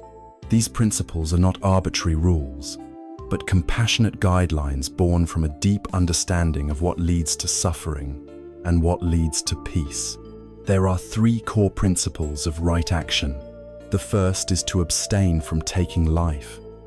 This is the most fundamental expression of the intention of harmlessness, avihimsa. At its most basic and uncompromising level, it means refraining from intentionally killing another human being. But the spirit of this principle extends much further. It is the cultivation of a profound reverence for all life. It invites us to see the spark of existence not only in other people, but in animals, insects, and all living things. It asks us to recognize that every creature, from the largest whale to the smallest ant, shares with us a fundamental desire to live and to avoid death. While we must eat to survive, this principle guides us to do so with mindfulness and gratitude, and to minimize the harm we cause wherever possible. It is the foundation for an ecological consciousness, an understanding that our own well-being is inextricably linked to the well-being of the entire web of life. To practice this is to walk through the world with a gentle step, to become a protector rather than a destroyer, and to foster a heart that is safe for all beings. The second principle is to abstain from taking what is not given. This, of course, includes the obvious act of stealing, taking the property of another without their consent. But its scope is far broader and more subtle, touching upon every aspect of our integrity. To take what is not given is to plagiarize an author's words and present them as our own. It is to take office supplies from our workplace for personal use, blurring the line between what is ours and what is not. It is to take credit for a colleague's work or idea, stealing their recognition. It is to find a loophole in a system and exploit it for personal gain, even if it is technically legal. It can even be as subtle as taking up someone's time without respecting its value. At its core, this practice is about cultivating a deep and unwavering honesty. It is about respecting the efforts, the creations, and the boundaries of others. When we commit to only taking what is freely and intentionally given, we build a powerful foundation of self-respect and trustworthiness. Our mind becomes simple and serene, unburdened by the complexities of deceit and the fear of being discovered. The third principle is to abstain from sexual misconduct. This is perhaps the most misunderstood of the ethical trainings, often misinterpreted as a puritanical rejection of sexuality. This is not the case. The path does not condemn sexuality. It asks us to bring the light of mindfulness, kindness, and responsibility into this powerful and intimate area of our lives. The guiding question of this principle is simple and direct. Is this action causing harm to myself or to others? Sexual misconduct is any sexual activity that is rooted in harm. This includes any action that involves coercion, manipulation, or force, where consent is not freely and enthusiastically given. It includes dishonesty and deceit, such as breaking the vows of a committed relationship, which causes deep pain to a partner. It includes exploitation, which is using another person's body for one's own gratification, without any regard for their feelings or well-being. The practice of right action in our intimate lives is the commitment to ensure that our sexuality is an expression of mutual respect, genuine connection, honesty, and care. It is about honoring both our own dignity and the dignity of our partners, ensuring this powerful energy creates connection, not suffering. These three abstentions from killing, stealing, and sexual misconduct form the foundation of ethical behavior. But right action is not just a passive list of what not to do. It is also a joyful and proactive invitation to do good. It is the practice of actively looking for opportunities to be of service, to express the kindness in our hearts through the actions of our bodies. This is the cultivation of wholesome deeds. It is the simple act of giving, known as dana in the Buddhist tradition, giving of our time, our energy, or our resources without expecting anything in return. It is helping a neighbor carry their groceries. It is volunteering for a cause we believe in. It is offering a comforting hand to someone who is grieving. It is performing a small act of kindness, anonymously, simply for the joy of giving. These proactive deeds are powerful. They not only benefit others, but they fill our own minds with a sense of joy, purpose, and self-worth, creating beautiful ripples of positive karma in the world. This entire practice can be deepened by one of the most transformative insights on the path, the understanding of action as a form of meditation. We often think of meditation as something we do only when sitting on a cushion with our eyes closed. But right action teaches us that any activity, no matter how mundane, can become a profound spiritual practice. The secret lies not in what we are doing, but in how we are doing it. Consider the simple chore of washing the dishes. We can do it in our usual way, distractedly, with our mind racing, perhaps resenting the task and wanting to get it over with. Or we can do it with right action and right mindfulness. We can bring our full, undivided attention to the act itself. We can feel the warmth of the water on our hands. We can feel the smooth, curved surface of the plate. We can smell the scent of the soap. We can hear the sound of the water. In that moment, there is only the washing of the dish. We are fully present, our mind and body united in a single, simple action. When we act in this way, the distinction between a chore and a meditation dissolves. The act becomes graceful, calm, and meaningful. This is the sublime integration of the ethical path, sila, with the path of mental discipline, samadhi. We are not just acting rightly, we are acting mindfully. This can be applied to anything: driving a car, typing an email, walking down the street, or listening to a friend. Every action becomes an opportunity to be present, to be mindful, and to be whole. The transformative power of ceasing harmful action and cultivating wholesome action is beautifully illustrated in the story of Angulimala. He was a feared serial killer who roamed the forests, murdering travelers and collecting their fingers for a gruesome garland he wore around his neck. One day, he saw the Buddha walking peacefully and ran to kill him. But no matter how fast he ran, he could not catch up to the calmly walking Buddha. Exasperated, he yelled, "Stop, monk!" The Buddha, still walking, replied, "I have stopped, Angulimala. It is you who have not." The Buddha's words and his unshakable peace struck Angulimala to the core. He saw the frantic, violent nature of his own life in that moment. He threw down his weapons, bowed at the Buddha's feet, and asked to become a monk. Despite being met with fear and hatred from the public for his horrific past, Angulimala dedicated the rest of his life to the path of harmlessness and meditation. He embodied right action so completely that he eventually became fully enlightened. His story is a powerful testament that our past deeds do not have to define us. The commitment to right action in this very moment holds the power to change the entire trajectory of a life. In summary, right action is the practice of making our physical presence in the world a source of safety, peace, and benefit for all beings. It is the deep alignment of our body with our heart's wisest and kindest intentions. We have now explored how to align our inner world through view and intention, and how to align our outer world through speech and our general deeds.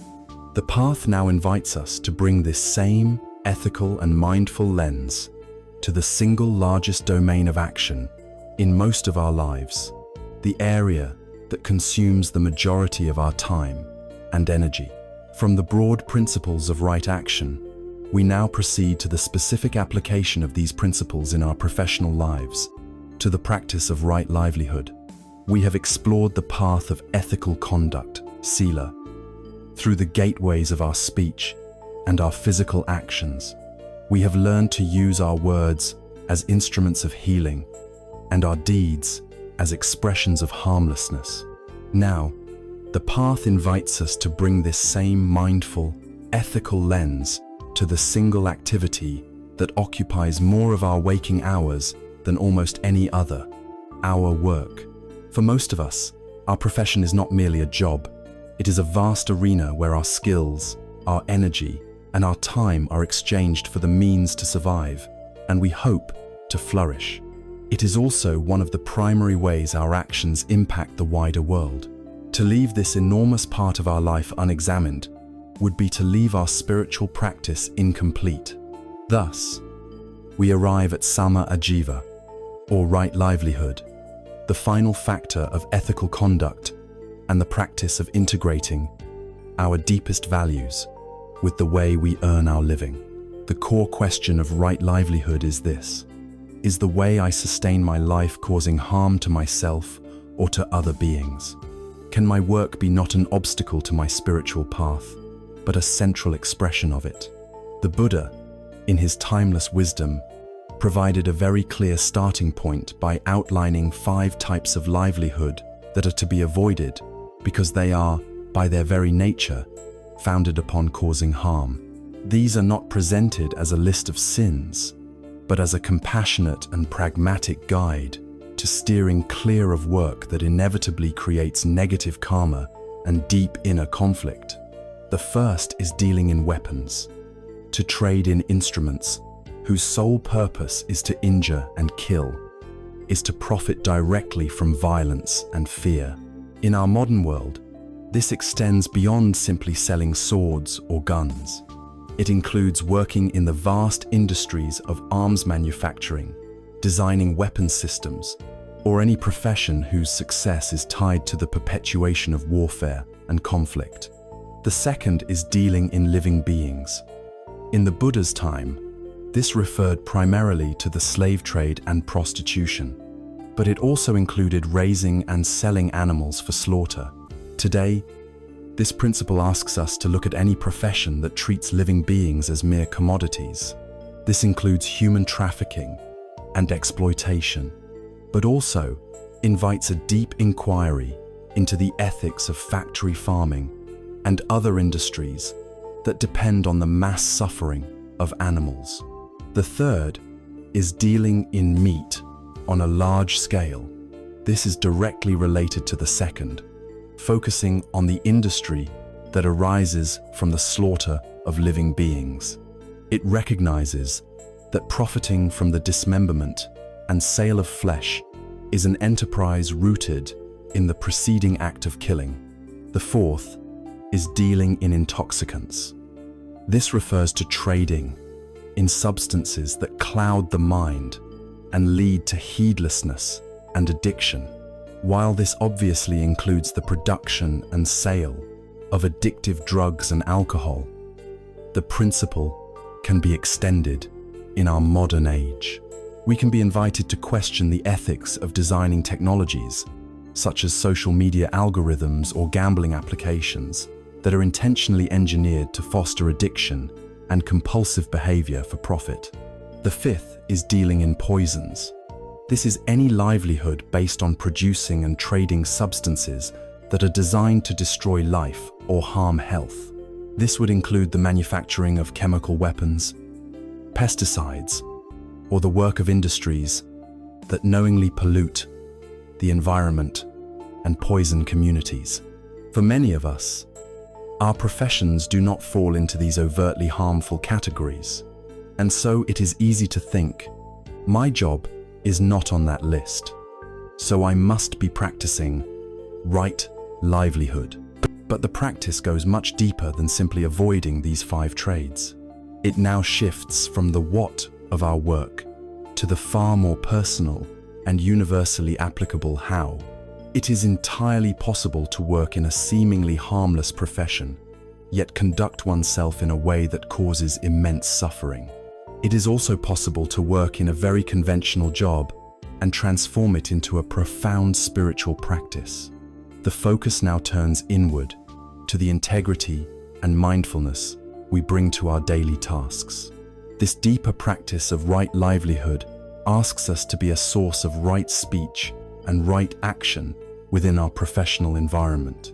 How do we treat our colleagues, our customers, our clients, our students?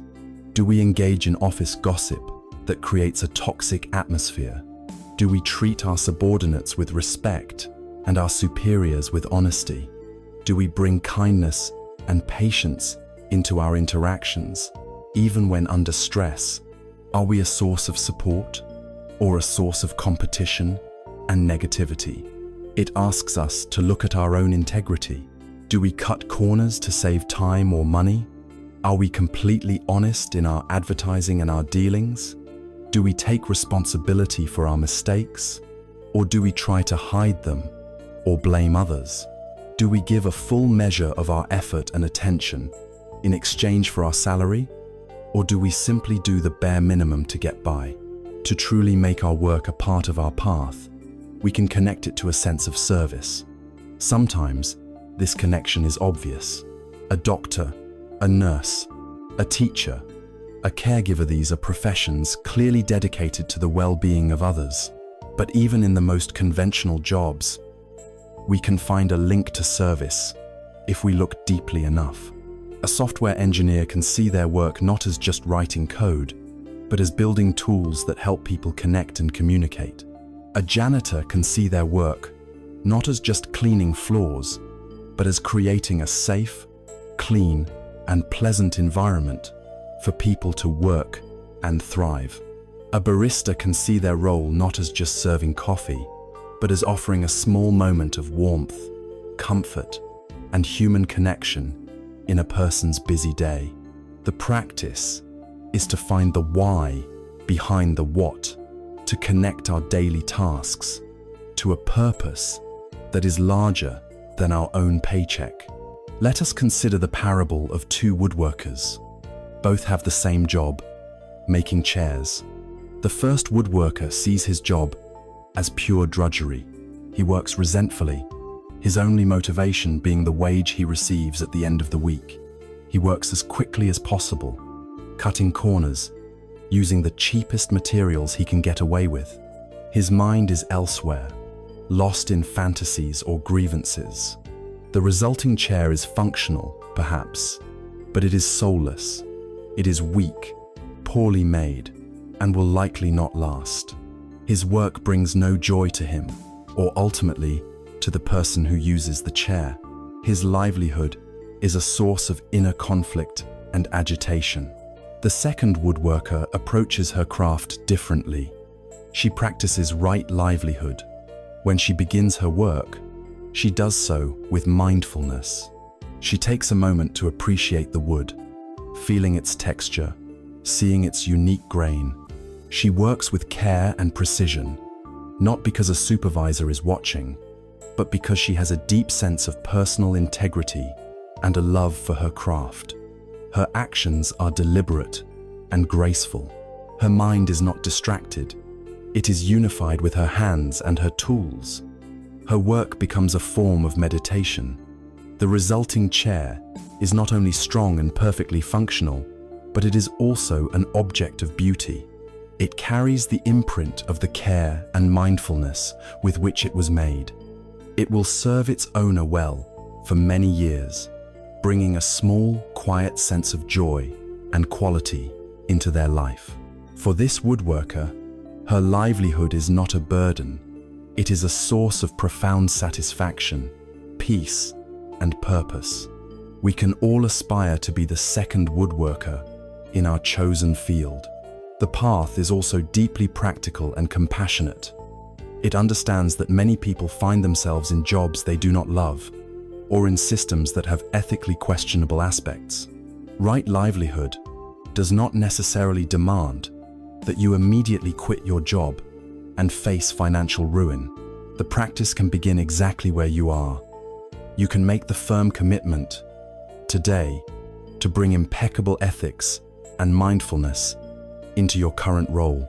You can choose to be a beacon of right speech in a workplace filled with gossip. You can choose to practice right action by being honest and supportive, even if others are not. You can bring mindfulness to your tasks, transforming them into opportunities for presence. This inner work will not only bring you greater peace in your current situation, but it will also give you the clarity and strength to make a change in the future, should that be necessary. With right livelihood, we complete the great pillar of sila, or ethical conduct. We have now established a comprehensive framework for living in the world in a way that is graceful, harmonious, and harmless. We have aligned our speech, our physical deeds, and our professional lives with our deepest values and intentions. When we live in this way, a remarkable thing begins to happen. The mind is no longer agitated by guilt over a lie we told. It is no longer disturbed by remorse for a harsh action.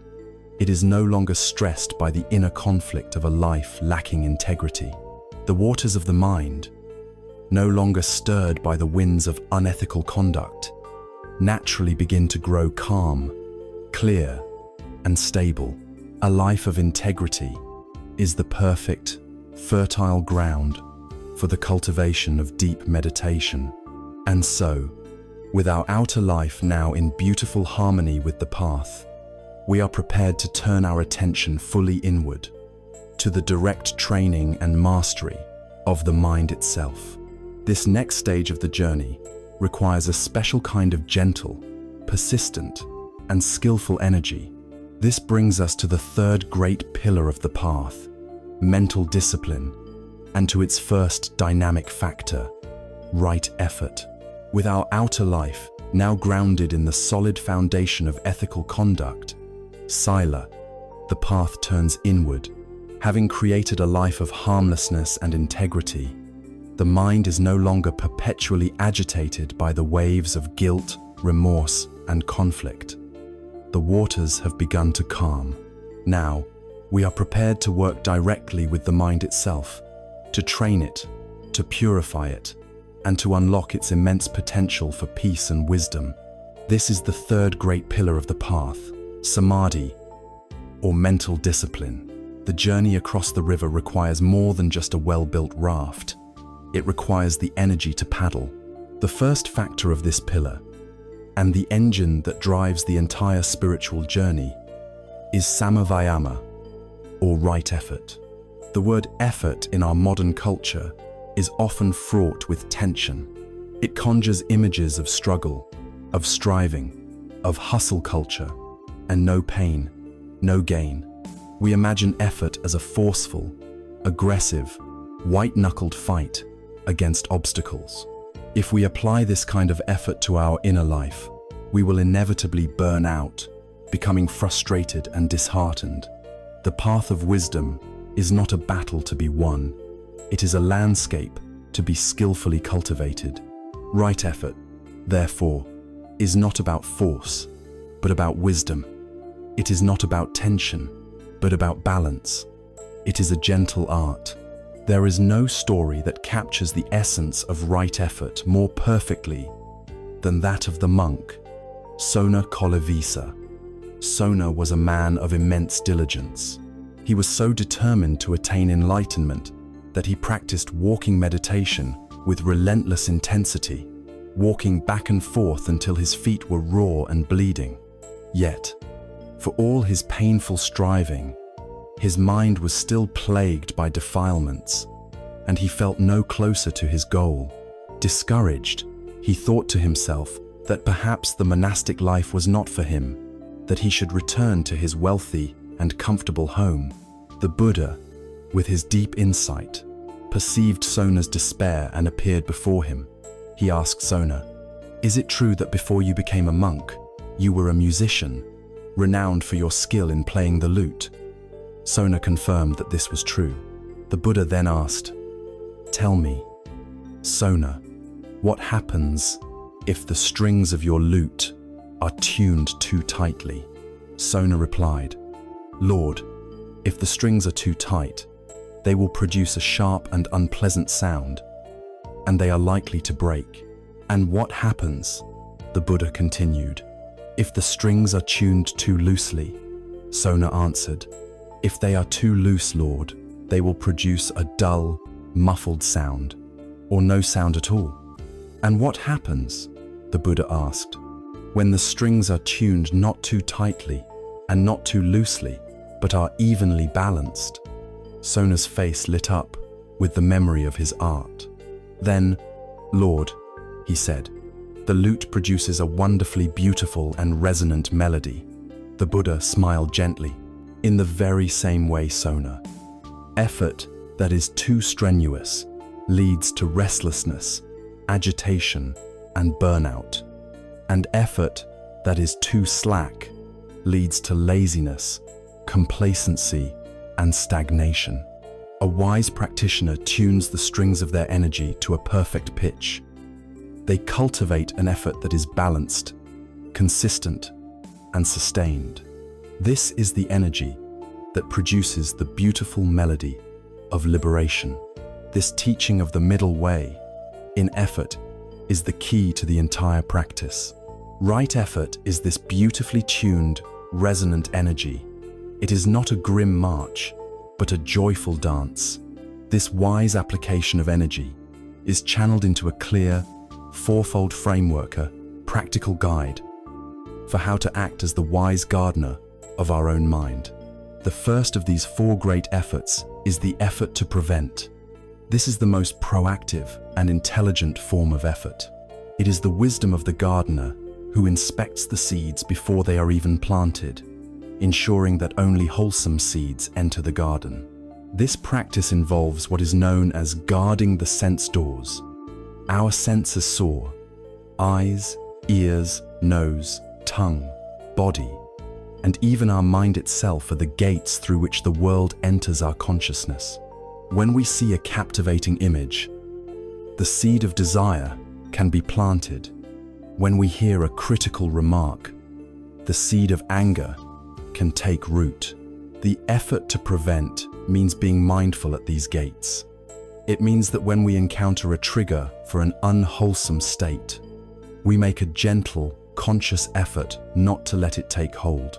We see the pleasant without grasping. We experience the unpleasant without aversion. We are not trying to shut ourselves off from the world, but simply choosing not to water the seeds of greed, hatred, and delusion the moment they appear at our gates. The second is the effort to abandon. This is the effort we apply when a weed has already sprouted in the garden. Despite our best efforts at prevention, unwholesome states will inevitably arise. A thought of jealousy, a wave of anxiety, a surge of irritation, these are part of our human conditioning.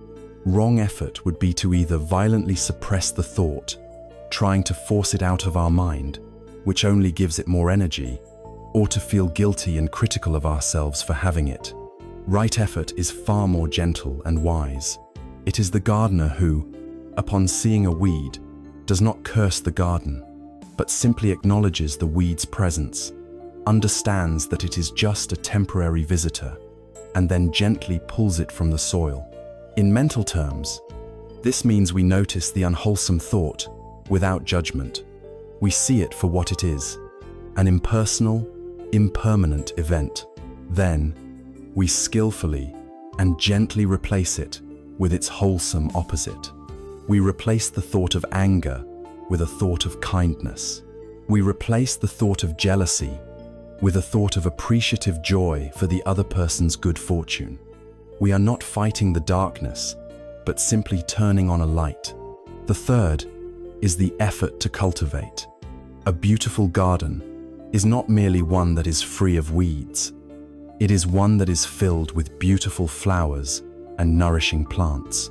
This third effort is the joyful and creative act of planting good seeds. It is the conscious decision to generate wholesome states of mind that are not yet present.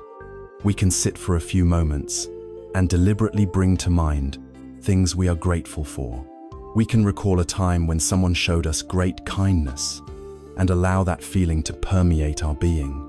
We can actively practice metta or loving kindness meditation, deliberately sending wishes of well-being to ourselves and others.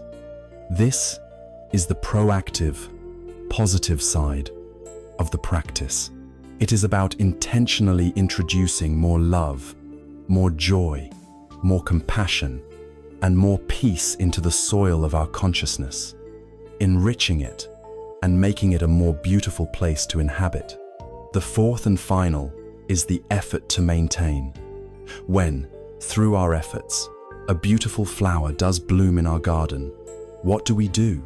Often, we are so unused to wholesome states that we barely notice them before they are gone. A moment of deep peace arises, or a feeling of genuine compassion, and we quickly move on to the next thought. The effort to maintain is the wisdom of the gardener who, upon seeing a flower bloom, gives it the care it needs to flourish. When a wholesome state of mind arises, we make the gentle effort to stay with it. We savor it. We feel it fully in our body. We pay close attention to its texture and its pleasantness. By doing so, we are watering the flower. We are strengthening the neural pathways associated with that positive state, making it more familiar, more stable, and more likely to arise again in the future. We are helping the blossoms of peace and joy grow strong and resilient. These four efforts, working together, create a balanced and holistic approach to mental cultivation. And it is crucial to remember that the energy that fuels them should be one of joy. There is a deep pleasure and satisfaction in this work. The feeling of letting go of a painful grudge is itself a relief. The feeling of a heart filled with kindness is itself a state of happiness. This joy is not a side effect of the path. It is an essential ingredient. It is the resonant hum of the perfectly tuned lute string, the inner melody that tells us our practice is in harmony. Right effort is the lifeblood of the path. It is the wise, patient, and joyful energy we bring to the transformation of our own heart and mind. It is the engine, perfectly tuned, that propels us forward on our journey. But an engine, no matter how powerful, needs a skillful driver who is constantly aware of the vehicle and the road. How does the gardener know which emerging sprout is a weed and which is a flower? How does the musician know precisely when the string is in tune? This wise application of energy is impossible without a clear, constant, and compassionate witness that knows what is happening in the mind from one moment to the next. Right effort must be guided by an unwavering, non-judgmental awareness, and this ever-present witness is the very heart of the next great factor of the path, right mindfulness. We have arrived at the very heart of the pillar of mental discipline, the central practice that illuminates the entire path. We have learned, through right effort, how to skillfully apply our energy, how to to tune the strings of our being to a perfect, resonant pitch. But energy without awareness is blind. An engine, no matter how powerful, is useless without a clear-sighted driver who knows the state of the vehicle and the condition of the road ahead. This clear-sighted, moment-to-moment knowing is the function of samasati, or right mindfulness. It is arguably the most famous of the path factors in the modern world, and also the most frequently misunderstood. Mindfulness is not about spacing out, nor is it a technique for simply relaxing or clearing the mind of all thoughts. It is the opposite of spacing out. It is a precise, clear, and engaged quality of attention. It is the practice of paying attention, on purpose, in the present moment, without judgment. Imagine your mind is a vast, open sky. Your thoughts, feelings, and sensations are the weather clouds, sunshine, wind, and storms that pass through. For most of our lives, we are lost in the weather. We identify with it completely. If there is a storm of anger, we believe I am angry. If a dark cloud of sadness appears, I am sad. Mindfulness is the radical shift in perspective, from being the weather to being the sky. It is the vast, open, accommodating space of awareness in which all the weather of our experience can arise and pass away without harming the sky itself. It is the calm, impartial, and compassionate witness to our own life unfolding. The classical training in mindfulness is a systematic and comprehensive process outlined in a teaching called the 4 Foundations of Mindfulness. These are 4 essential domains of our experience where we can anchor our awareness, bringing us out of the turbulent world of past regrets and future anxieties, and into the calm harbor of the present moment. The first foundation, and the primary anchor for our practice, is mindfulness of the body. The body is our most faithful guide to the present moment. It can never be in the past or the future. It is always, undeniably, right here, right now. The most accessible object of awareness within the body is the breath. The breath is a miracle we carry with us everywhere. It is the gentle, rhythmic current that flows ceaselessly without any effort on our part. The practice can be as simple as this: finding a comfortable posture and gently bringing your attention to the physical sensation of the breath as it enters and leaves your body. You might feel the cool touch of the air at the tip of the nostrils, or the gentle rise and fall of the abdomen. That is all. Your job is not to change the breath, to control it, or to breathe in any special way. Your job is simply to feel it. Inevitably, the mind will wander. It will be pulled away by a thought, a sound, a memory. This is not a failure. This is the moment the practice truly begins. The moment you notice that your mind has wandered, you gently, kindly, and without any judgment for yourself, guide it back to the feeling of the breath. This is the sacred return. Each time you do this, you are strengthening the muscle of mindfulness. The breath becomes your anchor, a home base you can return to 1,000 times a day to find your center. This practice can then be extended to an awareness of the body in all its postures, feeling the feet on the floor as you stand, the contact of the body with the chair as you sit, the motion of the legs as you walk. This grounds our awareness in physical reality, a powerful antidote to anxiety and obsessive thought. The second foundation is mindfulness of feelings, or more accurately, of sensations or feeling tones. This is a more subtle, yet profoundly liberating practice. For any experience, we have a sound, a thought, a physical sensation. There is an immediate, pre-verbal feeling tone attached to it. This tone is one of 3 kinds: pleasant, unpleasant, or neutral. This is the raw data of our experience, before the mind constructs a story around it. The practice is to observe these feeling tones as they arise and pass away, without automatically reacting to them. A pleasant feeling arises from a sip of tea. We notice it. Pleasant. We feel its fleeting nature without clinging to it and demanding more. An unpleasant sensation arises in the knee. We notice it. Unpleasant. We observe it with a curious and kind attention, without the immediate aversion and mental pushback. A neutral sound is heard. We notice it. Neutral. By watching this constant stream of pleasant, unpleasant, and neutral tones without being hooked, we are working at the very root of craving, or Tanha.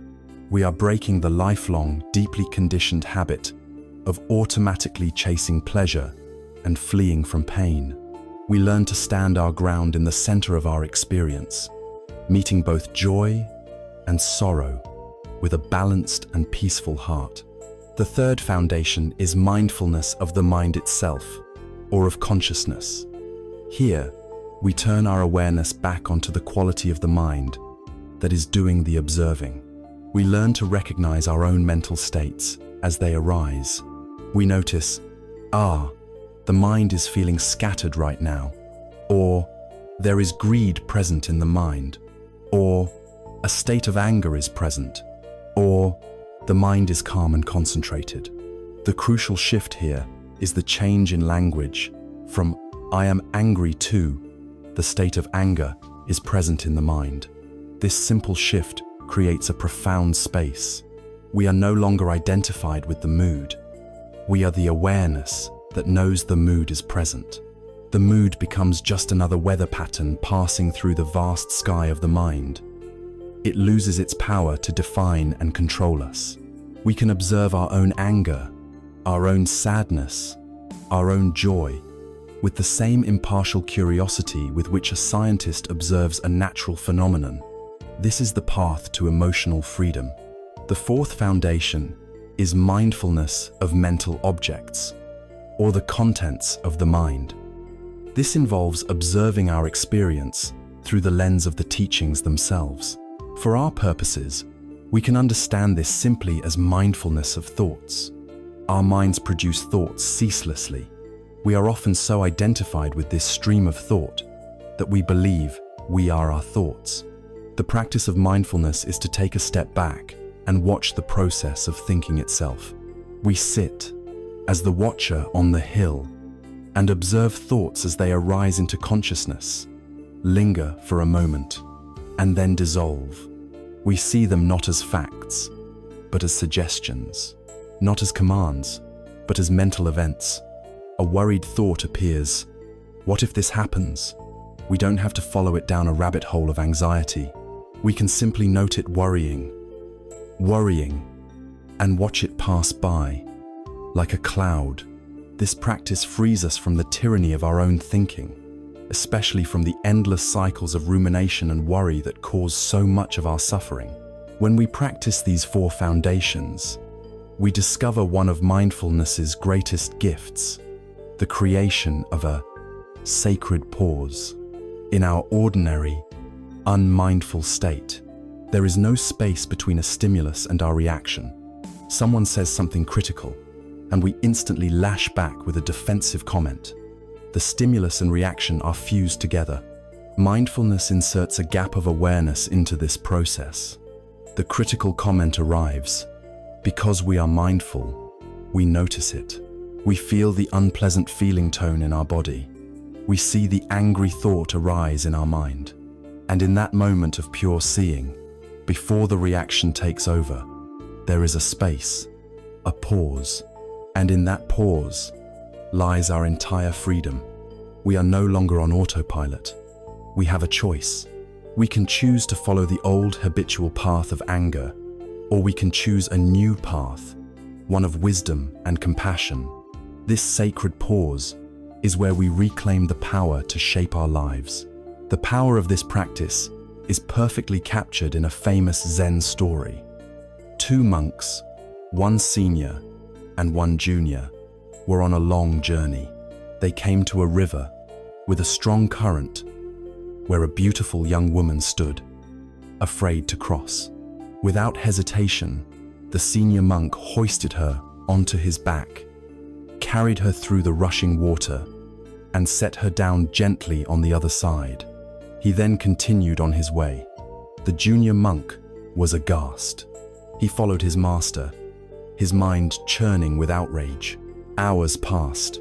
Finally, unable to contain himself any longer, he burst out, "Brother, how could you do that? We are monks.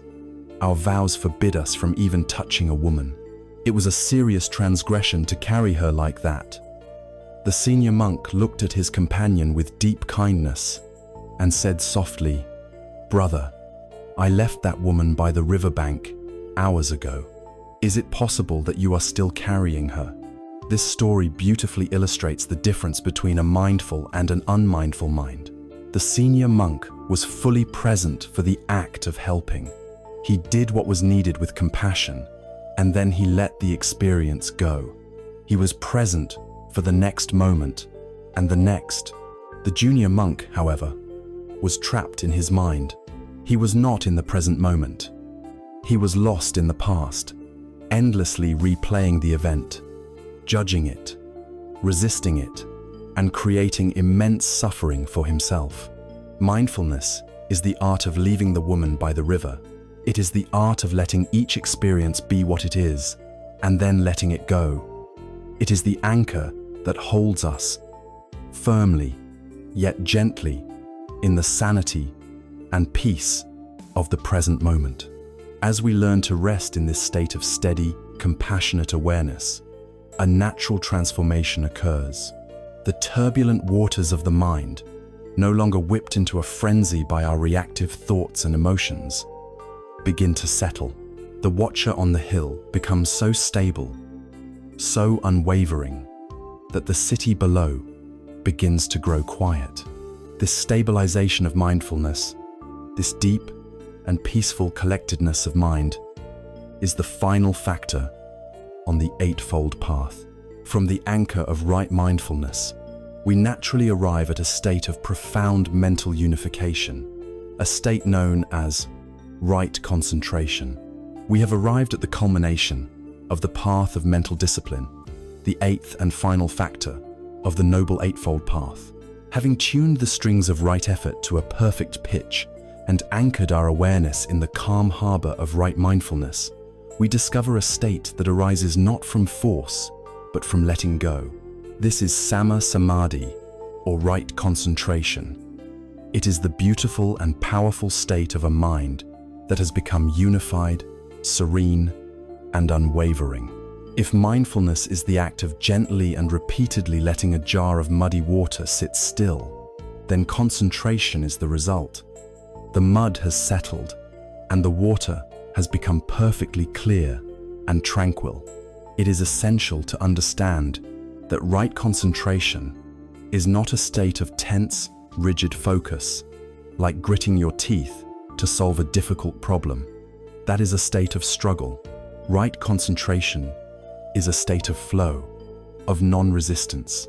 It is the natural collectedness of a mind that is no longer being pulled in a dozen different directions by its usual habits of craving and aversion. It is often described as one-pointedness, a state where the mind can rest upon its object of meditation, such as the breath, with an easy, sustained, and peaceful attention. Mindfulness and concentration are like two wings of a great bird. Both are necessary for flight. They work together in an intimate dance. Mindfulness is the shepherd, gently noticing when a sheep, a thought, or a feeling begins to wander from the flock, and kindly nudging it back. Concentration is the state of the flock when the shepherd's work has been successful. All the sheep are resting peacefully together in the pasture, unified and calm. Mindfulness is the active quality of noticing and returning. Concentration is the stable, peaceful abiding that results from that consistent practice. What is the mud that settles in the jar? What are the distractions that the shepherd of mindfulness gently guides the mind away from. In the Buddhist tradition, these are known as the 5 hindrances, the primary obstacles that cloud the mind and prevent it from settling. A mind in a state of right concentration is, by definition, a mind that is temporarily free from these 5 forces. The first is sensual desire, the familiar pull towards some pleasant sight, sound, smell, taste, or feeling. It is the mind wanting to abandon its anchor of the breath to daydream about a delicious meal or a pleasant memory. The second is ill will, the push of aversion against unpleasant experience. It is the irritation at a noise from outside, the anger at a painful memory, or frustration with the practice itself. The third is sloth and torpor, a heavy, dull, sinking state of mind. It is not just physical sleepiness, but a mental lethargy, a lack of energy and interest. The fourth is restlessness and worry, the agitated, monkey mind that cannot stay still, jumping from anxious thoughts about the future to regretful thoughts about the past.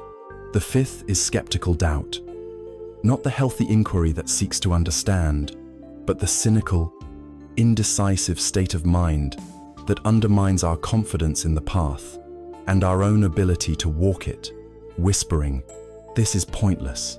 This will never work for me." The various factors of the path we have already cultivated are the direct antidotes to these hindrances. Our ethical life of sila frees us from restlessness born of guilt. Our right effort provides the energy to overcome sloth and torpor. Our right mindfulness notices the hindrances the moment they arise, allowing us not to feed them. When these hindrances are skillfully managed and temporarily subdued, the mind, of its own accord, settles into the luminous stillness of samadhi. As this concentration deepens, it can unfold into states of profound tranquility and joy, known as the jhanas, or meditative absorptions. These states are not mystical goals to be grasped at, but rather natural resting places for a mind that has become exceptionally peaceful and pure. They can be described as a progressive letting go of coarser levels of experience for more refined and blissful ones. Imagine the mind as a candle flame. In our ordinary state, it is flickering in a room full of drafts the winds of the 5 hindrances. The flame is unstable, and its light is unsteady. As we begin the practice, we start to close the doors and windows. The winds lessen, the flame steadies. This leads to the first jhana. Here, the mind is firmly placed on its object of meditation. Because it is secluded from the hindrances, a powerful sense of spiritual joy, piti, and happiness, sukha, arises. This is not the fleeting pleasure of the senses, but a deep, nourishing joy born of inner peace. It is uplifting and deeply satisfying. The candle flame is now burning brightly and with more stability. As we continue to rest in this state, the need for active thought, the inner dialogue about the practice, begins to fade. We enter the second jhana. Here, the joy and happiness deepen and become even more unified, born now not from seclusion, but from the power of concentration itself. The mind becomes exceptionally still and self-assured. The candle flame is now almost perfectly motionless, its light filling the room. In the third jhana, even the ecstatic, bubbly quality of joy begins to feel like a subtle disturbance. It fades away, replaced by a more serene and profound happiness, coupled with a powerful state of equanimity. It is like moving from ecstatic celebration to a state of deep, blissful contentment. A full-bodied sense of peace pervades our entire being. The candle flame is now utterly still, its light pure and unwavering.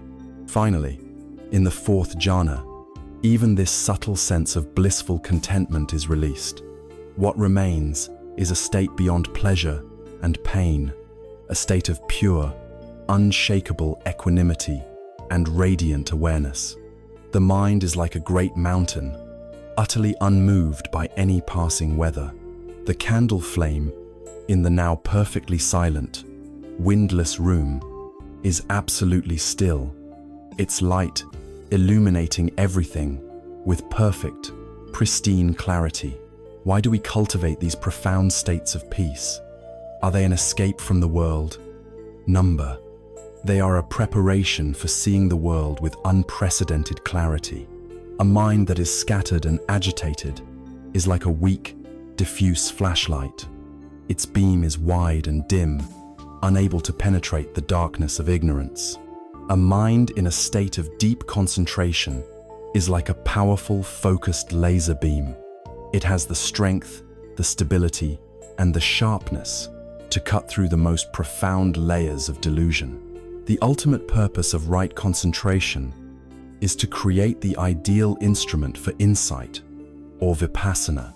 It is from this platform of unshakable stillness and silence that we can turn the powerful light of our attention back onto the nature of our own experience. With a mind so clear and stable, we can look at our thoughts, our feelings, and our body, and see the three marks of existence not as mere philosophical concepts, but as living, vibrant truths. We see with undeniable clarity that all things are impermanent. Anicca.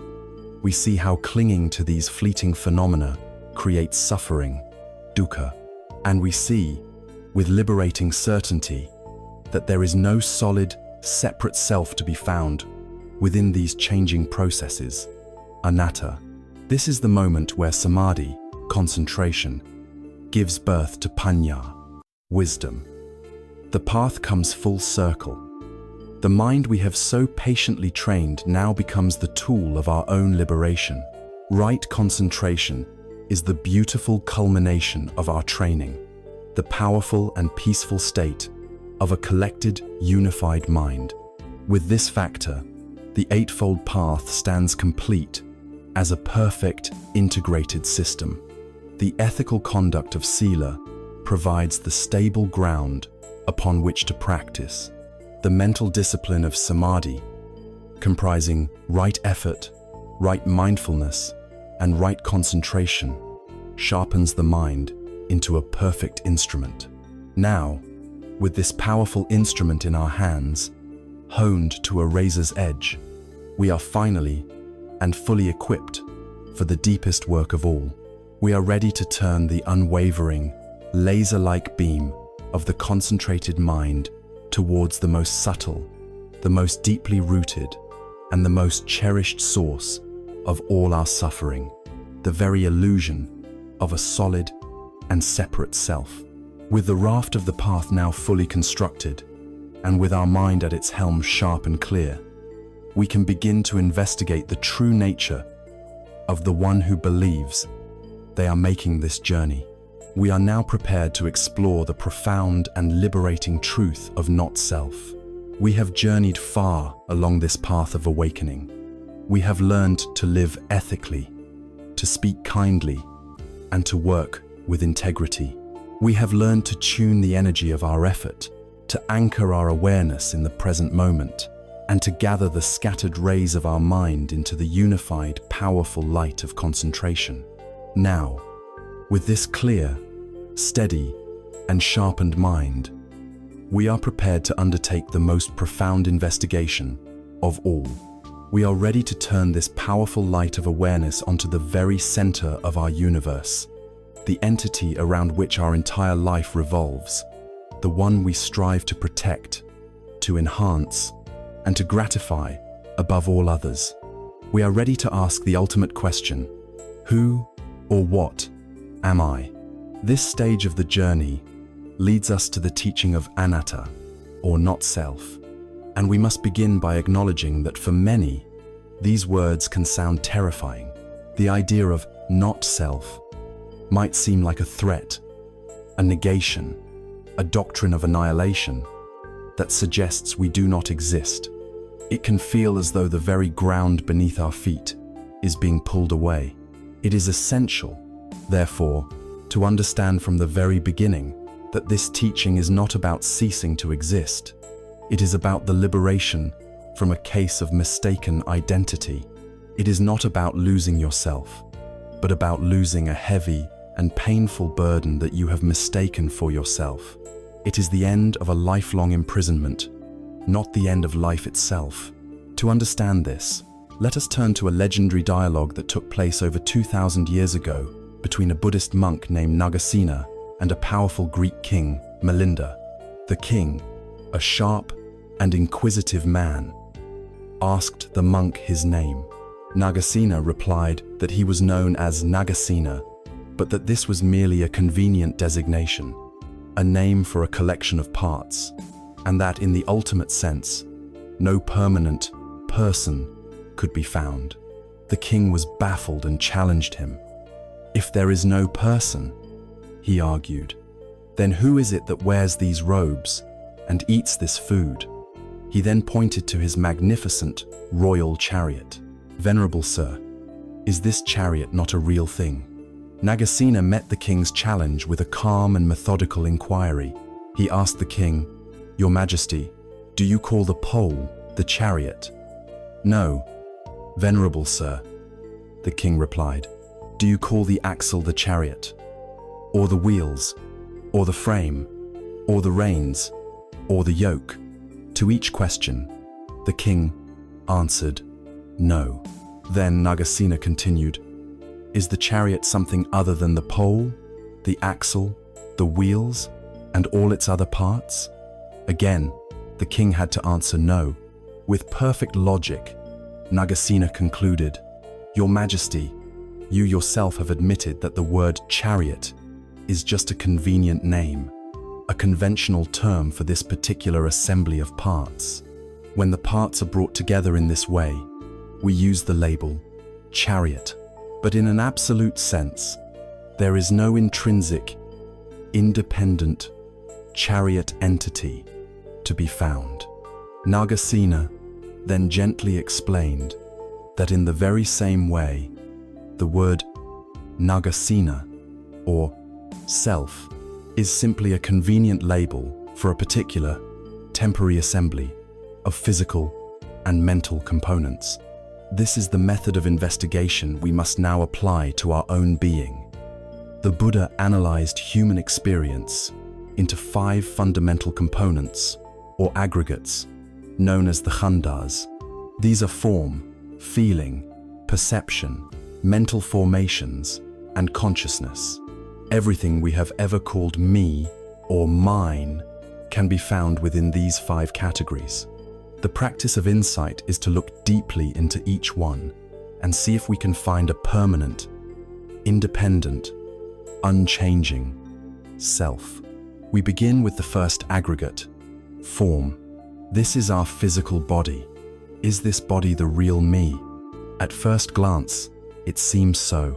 But when we look closely, we see that the body is in a constant state of flux. It is aging and changing with every passing second. The cells that constitute it are continuously dying and being replaced. Furthermore, the body is composed entirely of not-self elements. The food we ate this morning, the water we drank, the air we are breathing right now, these were all recently part of the outside world. They become part of us for a short time, and then they are expelled and return to the world. The body is more like a flowing river than a solid statue. It gets sick without our permission and grows old against our will. If this ever-changing, dependent, and uncontrollable physical process is not a reliable source of lasting happiness, how can it be our true self? We see that it cannot. The body is a process we experience, not an entity we are. Next, we investigate the second aggregate, feeling. This refers to the feeling, tones that accompany all of our experiences, pleasant, unpleasant, and neutral. Are these feelings myself? This is an even more precarious identity. Feelings are like bubbles on the surface of water, arising and vanishing in an instant. A pleasant feeling comes, and we identify with it. Then it disappears and is replaced by an unpleasant one. If our feelings were our self would be born and would die hundreds of times every hour. Feelings are fleeting, conditioned responses to sensory contact. They are not a stable, enduring self. The third aggregate is perception. This is the faculty that recognizes and identifies. It is the part of the mind that says blue, tree, dog, threat, or friend. Is this faculty myself? Again, we see that perception is deeply conditioned. The way we perceive the world is shaped by our past experiences, our language, our culture, and our memories. Our perceptions can be mistaken. We can misinterpret a situation or misjudge a person. This faculty of labeling and recognition is a useful tool, but it is not a constant, reliable entity. It is another impermanent, conditioned process. The fourth aggregate is perhaps the one with which we most strongly identify. This is mental formations, or sankhara. This vast category includes all of our volitional activities, our thoughts, moods, opinions, beliefs, habits, desires, and aversions. This is the inner narrator, the part of us we think of as our personality. I am a creative person. I am an anxious person. I believe in this political party. But when we look with mindful attention, we see that these are the most chaotic and transient of all the aggregates. A thought is just a momentary event in the mind. An opinion can change with new information. A mood can shift with the weather. These mental formations are like clouds passing through the sky. They are not the sky itself. To identify with our thoughts is to build our house on the surface of a raging storm.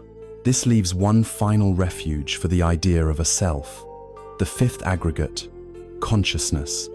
One might think, all right, my body, feelings, and thoughts are all changing.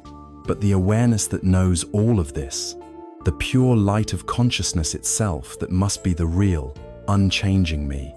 But the Buddha's analysis here is especially subtle and profound. He taught that consciousness, too, is a conditioned process. It does not exist independently. It arises in dependence on a sense organ and a sense object. Eye consciousness arises only when there is an eye and a visible form. Ear consciousness arises only when there is an ear and a sound.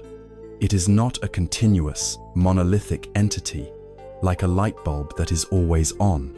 It is more like the spark that occurs when two stones are struck together. It arises, flickers, and ceases, moment by moment, with every sensory experience. It, too, is an impermanent, dependent process. So, if the self cannot be found in the body, in feelings, in perceptions, in mental formations, or in consciousness, where is it? If it is not in any of the parts of the chariot, is it something else entirely, separate from them? Number. The profound and liberating conclusion of this investigation is that there is no separate, solid, independent self to be found. The self is not a noun, but a verb. It is not a thing, but an activity. It is the process of the mind habitually clinging to and identifying with this ever-changing flow of the five aggregates. The mind is constantly selfing, creating the story of me and mine around these impersonal processes. The insight of anatta is what allows this frantic, anxious activity of selfing to finally relax. The emotional result of this insight is not despair, but immense relief. Imagine you have been carrying a heavy, burdensome sack on your back your entire life. You believe this sack is you, that your very identity is fused with it. You spend all your energy defending it, polishing it, worrying about it. Then one day, you are given permission to put it down and look inside. You see that it is filled with nothing but constantly changing, impersonal processes. The realization that the sack is not you is not a loss. It is a liberation. You can simply put it down and walk away, free and unburdened. For the first time, this is the freedom of anatta. The burden of defending the fragile ego, the fear of insult, the obsession with reputational of this can be gently laid down. This liberating insight shatters the illusion of our own solidity, and in doing so, it raises a beautiful and profound question. If I am not a separate, isolated island, then what am I? If the self is not a static noun, but a flowing verb, a process built entirely from conditions, what are those conditions? This inquiry dissolves the artificial barrier we have erected between me and the world. It reveals that the river of our being is fed by every other stream in the universe. The emptiness of a separate self reveals the profound fullness of our interconnection with all of life. And it is to this intricate and beautiful web of existence that our path now turns. The investigation into the nature of the self has led us to a startling and perhaps unsettling conclusion that within the 5 aggregates of our body, feelings, perceptions, thoughts, and consciousness, no solid, independent, unchanging self can be found. The teaching of anatta, or not self, deconstructs the illusion of our separateness. It can feel as if we have been left standing in a kind of emptiness. But this emptiness is not a void. It is not a negation of life. It is a doorway. The emptiness of a separate self opens onto the profound and beautiful fullness of our connection with all that is. This is the other side of the coin of wisdom, a teaching known in the ancient Pali language as paticca samuppada, or dependent origination. In the modern tongue of the great Zen master Thich Nhat Hanh, it is known by a word that captures its heart perfectly: interbeing. The teaching of interbeing can be expressed in a simple, elegant formula. This is, because that is. This is not, because that is not. This arises, because that arises. This ceases, because that ceases. This is not a complex philosophical equation, but a simple and direct observation of the nature of reality. It means that nothing in this entire cosmos exists by itself. Everything comes into being in dependence on other things. A flower cannot exist without the sunlight, the soil, the rain, and the seed. A human being cannot exist without air, water, food, and the countless generations of ancestors who came before them. To be is to interbe. To truly grasp this, let us look deeply together at a simple object that you may have in your home. A single sheet of paper. Where does it come from? At first, we might say it comes from a factory, but we can look more deeply. To have this paper, we must first have a tree. So, the tree is present in this sheet of paper, but a tree cannot grow without the earth, without the minerals in the soil. So, the earth is in this paper. A tree needs rain to nourish it. The rain comes from the clouds in the sky. So, if we look deeply, we can see the cloud floating in this sheet of paper. The cloud cannot exist without the sun, whose heat evaporates the water from the ocean. So, the sun is also here. And what about the logger who cut down the tree? He is here, in this sheet of paper. To exist, the logger needs to eat. So, the wheat that was baked into his daily bread is also here. The farmer who grew the wheat is here. The logger's parents, who gave him life, are implicitly present in this very sheet of paper. The person who drove the truck to transport the wood, the workers in the paper mill, the person who designed the packaging, all of their life energy, their efforts, their hopes and dreams are inextricably part of this seemingly simple object. If you were to return any one of these elements to its source, if you give the cloud back to the sky, the sunshine back to the sun, the logger back to his parents, this sheet of paper could not exist. This means that the paper is empty of one thing, a separate, independent self. It has no intrinsic, isolated existence, but it is full of everything else. It is full of the entire cosmos. To be is to be full of everything. The paper inter is with the sun. The sun inter is with the cloud. The cloud inter is with the logger. The logger inter is with the wheat. They are all present in one another. This is the reality of interbeing. And what is true for the sheet of paper is true for us. You are not a separate self. Look at your hand. This hand is a continuation of your parents' hands and their parents' hands, stretching back through countless generations. The food you ate for breakfast this morning, which is now becoming the cells of your body, was, just a short time ago, sunlight, rain, and earth. Right now, you are breathing in the air that was just released by the trees and plants around you, and you are breathing out the carbon dioxide that those same plants will take in to live. You are in a constant, dynamic, and intimate exchange with the entire universe. You are not just in the universe is in you. This is the profound connection between the teachings of not-self, anatta, and interbeing. They are two ways of saying the same thing. Because we are empty of a separate, solid self, we are full of everything else. The deconstruction of the illusion of our separateness reveals the truth of our interconnectedness. We are not an island, but a wave in the great ocean of being.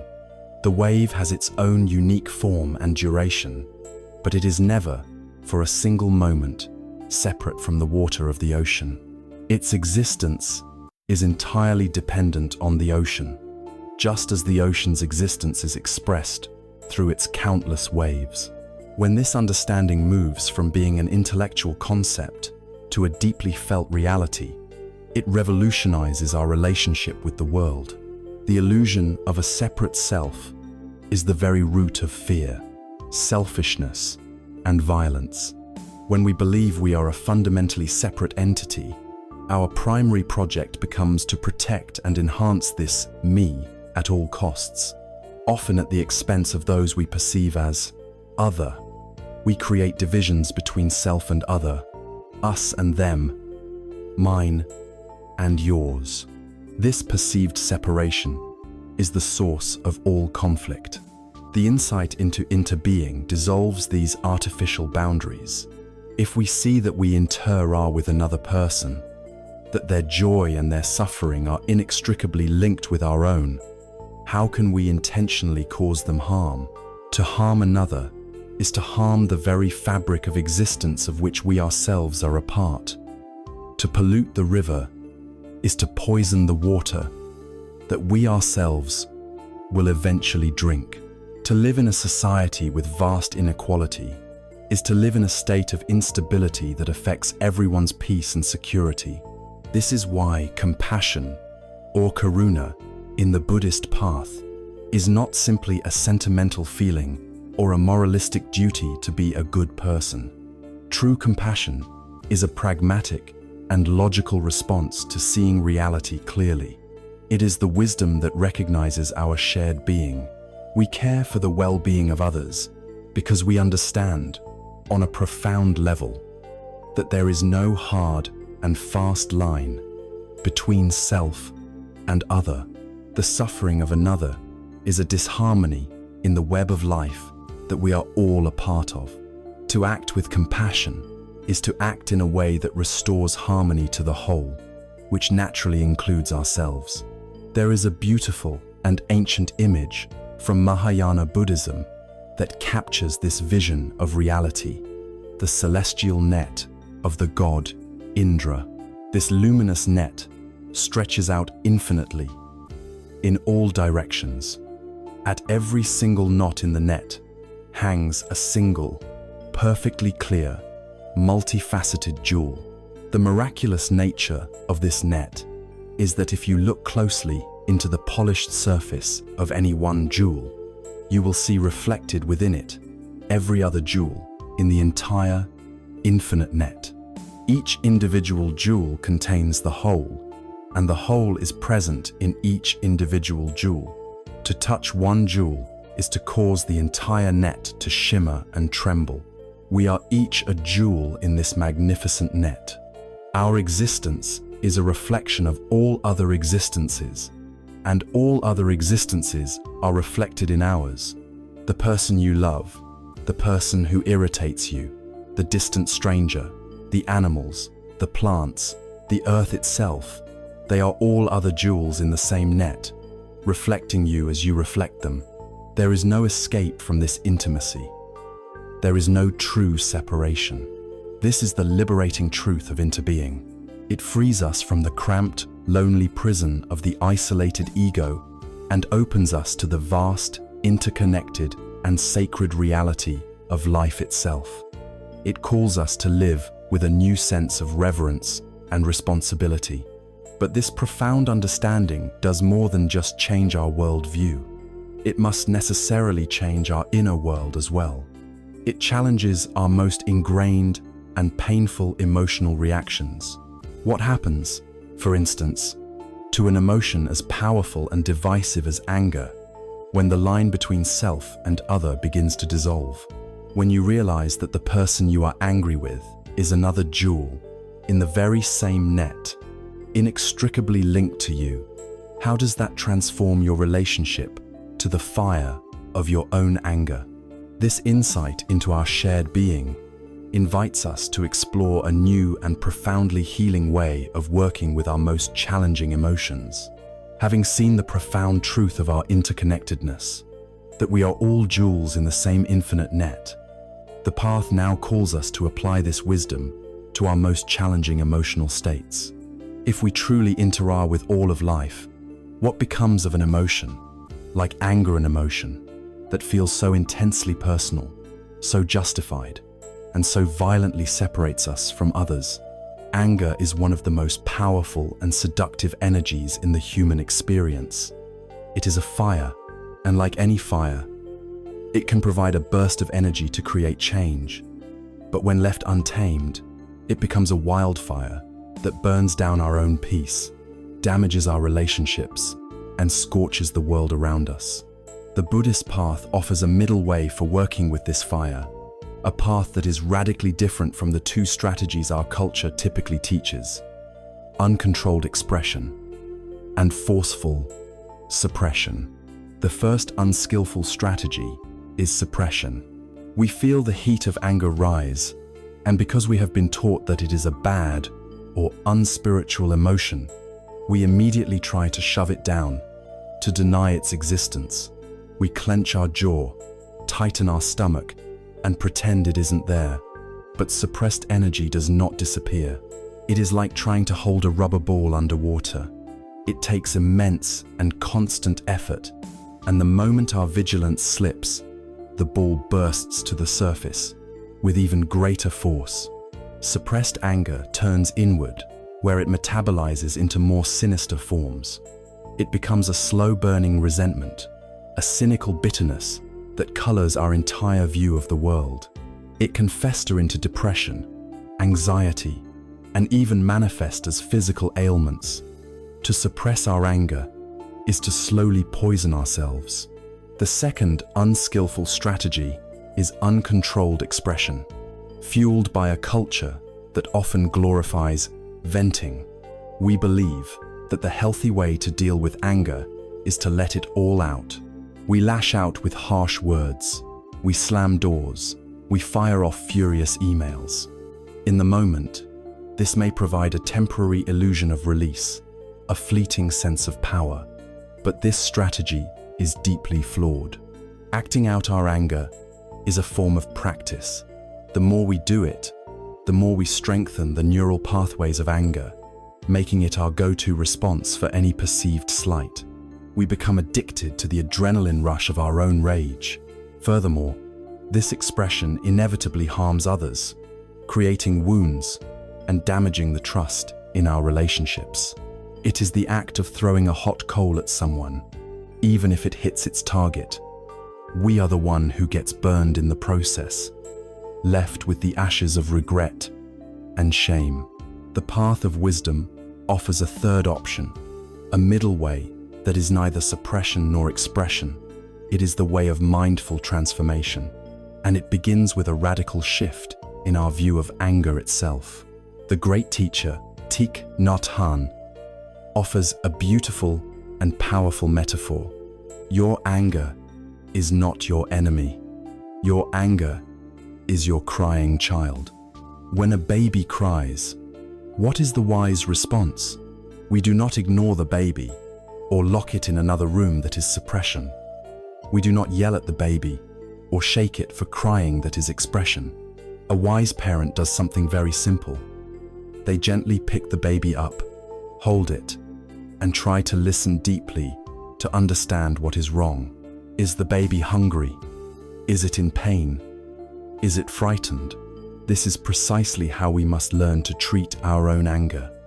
When the fire of anger arises, our first task is to use our mindfulness to simply acknowledge its presence without judgment. We turn our attention inward and say, "Hello, my anger. I see that you are here. I will not run away from you. I will take care of you." This is the act of picking up the crying child. We don't have to like the feeling. We simply have to be willing to hold it. We breathe with it. We feel its raw energy in our body, the heat in the chest, the tightness in the jaw, the churning in the stomach. By meeting the raw energy with the cool water of non-judgmental awareness, we stop it from escalating. We contain the fire, preventing it from spreading and consuming our entire mental landscape. Once we are holding our anger with this gentle, mindful embrace, we can begin the second step, looking deeply to understand its nature. This is the application of wisdom. Anger is almost always a secondary emotion. It is a fierce guard dog that is barking loudly to protect something more vulnerable underneath. It is the second arrow we shoot at ourselves. Our task is to ask the guard dog, what are you protecting? What is the first arrow, the original wound? As we look with honest curiosity, we often find one of several tender spots. Very often, underneath anger, we find hurt. Someone's words or actions have pierced our heart, touching upon an old insecurity or a feeling of not being valued or respected. The anger rushes in to create a protective shield around this delicate feeling of being wounded. At other times, beneath the anger, we find fear. We may be angry at a situation because we are afraid of losing control, afraid of appearing weak or incompetent, or afraid of an uncertain future. The anger creates an illusion of power and control in a situation where we feel powerless. And sometimes, beneath the anger, we find a deep sense of injustice, a value that we hold sacred like fairness, truth, or compassion has been violated, and the anger arises as a powerful, energetic response to that violation. By looking deeply, we begin to understand our anger rather than just being ruled by it. When we see that our anger is actually a mask for our hurt, our energy can shift from wanting to attack the other person to wanting to care for our own wound. This is a profound and healing transformation. It is the moment the parent understands the baby is crying not to be difficult, but because it has a pain in its stomach. The entire response changes from frustration to care. To protect our peace from the anger of others, there is a powerful story from the life of the Buddha. One day, a man came and began to shout insults at him, trying to provoke a reaction. The Buddha listened patiently and silently until the man had exhausted himself. Then he asked him calmly, "My friend, if someone offers you a gift and you decline to accept it, to whom does that gift then belong?" The man, taken aback, replied, "Well, it would belong to the person who offered it." The Buddha nodded. Exactly so. Today, you have offered me the gift of your anger and your insults. I have respectfully declined to accept your gift. This is a profound teaching in right action and right mindfulness. We do not have to internalize the anger that others try to give us. We can, with a calm and kind heart, simply refuse to accept the gift, allowing it to remain the property of the one who generated it. Finally, the path offers us a direct and powerful antidote to the poison of ill will. Just as light dispels darkness, loving kindness, or metta, dispels anger. In a moment of anger, it can feel impossible, but the practice is to gently try to introduce a thought of goodwill. This must start with ourselves. Holding the pain of our own anger, we can offer ourselves the wish, may I be free from this suffering, may I be peaceful. Once our own heart has softened slightly, we can then, as a heroic practice, try to see the suffering in the person who has angered us. We can try to see their own fear, their own insecurity, their own ignorance that led them to act as they did. From that place, we may be able to form the simple wish, may they also be well, may they also find peace. This is not about condoning their harmful actions. It is about refusing to let their actions poison our own heart. By learning to work with anger in this way, not as an enemy to be vanquished, but as a suffering child to be held, understood, and healed, we transform one of the most destructive forces in our life into an opportunity for profound wisdom and compassion. We learn not to fight fire with more fire. We learn to meet the fire of anger with the cool, clear water of mindfulness. And having learned how to meet this powerful negative emotion when it arises, we now turn our attention to the proactive and joyful work of cultivating its positive opposite. We now explore how to dig an endless wellspring of goodwill and love in our hearts, so that the inner fires of anger are far less likely to ignite in the first place. The path now leads us to the boundless heart and the formal practice of loving kindness. Having learned to meet the intense fire of anger with the cooling waters of mindfulness and compassion, we now turn from a reactive strategy to a profoundly proactive one. Instead of simply putting out fires when they arise, we can now begin the joyful work of cultivating an inner landscape that is so lush, green, and well-watered that fires are far less likely to ignite in the first place. We move from the specific antidote for ill will to the universal elixir for the heart. This is the path of metta bhavana, the systematic cultivation of loving kindness. Metta is a word from the ancient Pali language that is often translated as loving kindness, but its meaning is closer to a universal, unconditional, and non-attached friendliness or goodwill. It is not the possessive, romantic love we see in movies, nor is it a sentimental affection reserved only for those we like. Metta is a steady, heartfelt, and sincere wish for the genuine well-being and happiness of all beings, without exception and without discrimination. It is like the sun, which shines its warmth down upon the saint and the sinner, the flower and the weed, with equal and impartial generosity. It is not a feeling that we must passively wait to arise. It is an intention, a skill, a virtue of the heart that can be consciously developed and cultivated through practice, just like strengthening a muscle. This practice of metta is the foundation of a set of 4 sublime qualities known as the Brahma Viharas, or the 4 boundless states. These are considered the 4 faces of a truly liberated heart, the most beautiful potentials of human consciousness.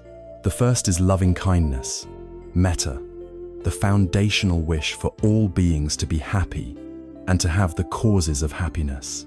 It is the warm, friendly, and open heart that serves as the basis for the other three. The second is compassion, karuna.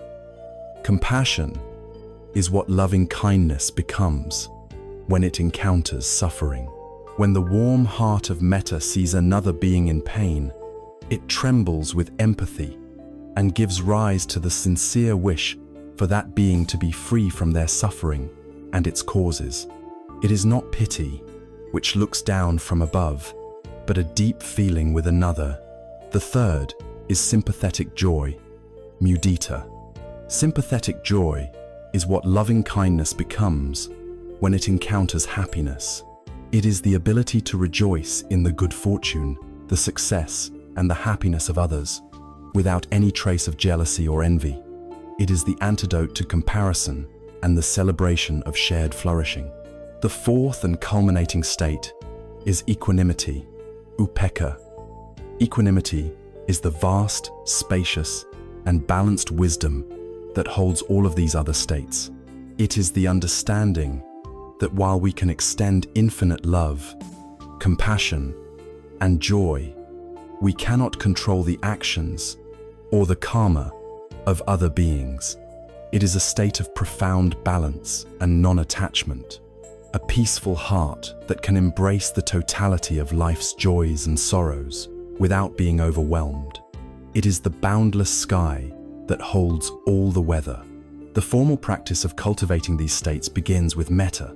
The method is simple, gentle, and profound, and it unfolds in a sequence of 5 stages. The practice involves finding a comfortable posture, bringing a sense of warmth and sincerity to the heart, and silently repeating a set of phrases directed at various beings. Traditional phrases include, "May you be happy," "May you be peaceful," "May you be safe," "May you live with ease and be free from suffering." Stage 1. Offering loving kindness to yourself. The journey of the boundless heart must, without exception, begin with oneself. For many of us, this is the most difficult stage. We are often our own harshest critics, and the idea of offering ourselves unconditional goodwill can feel awkward, selfish, or undeserved. But we cannot offer the world a gift that we ourselves do not possess. You cannot pour from an empty cup. And so, with courage and patience, we begin. We can bring to mind an image of ourselves, perhaps as a young, innocent child. We then silently offer the phrases to our own being. May I be happy. May I be peaceful. May I be safe. May I be free from suffering. We repeat them gently, like a lullaby, allowing the intention behind the words to slowly permeate our heart. We are not demanding to feel a certain way, but simply planting the seeds of kindness in the soil of our own being. Stage 2. Offering loving kindness to a respected or beloved person. Once we have established a baseline of kindness towards ourselves, we expand the circle. We bring to mind a person for whom we feel easy and uncomplicated love, respect, or gratitude. This could be a spiritual teacher, a mentor, a dear friend, a family member, or even a beloved pet.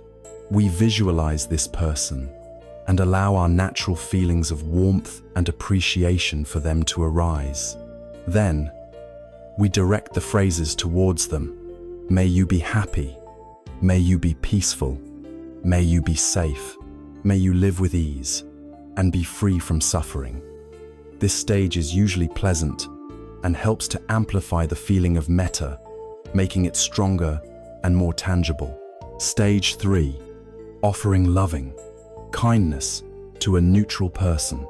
This is where the practice begins to stretch our heart in new ways. We now bring to mind someone we see in our daily life, but for whom we have no strong feelings, either positive or negative. This might be the cashier at the grocery store, the person who delivers our mail, or someone we pass on our daily commute. We often see these people as mere functions, not as complex human beings. The practice is to see them now as a full person and to recognize that, Just like us, their deepest wish is to be happy and to avoid suffering. We hold their image in our mind and offer them the very same wishes. May you be happy. May you be peaceful. May you be safe. This stage is powerful because it breaks down the artificial barriers we create, helping us to see our shared humanity in those outside our immediate circle. Stage 4. Offering loving kindness to a difficult person. This is the transformative heart of the practice, the heavy lifting that turns the heart into a truly powerful agent of healing.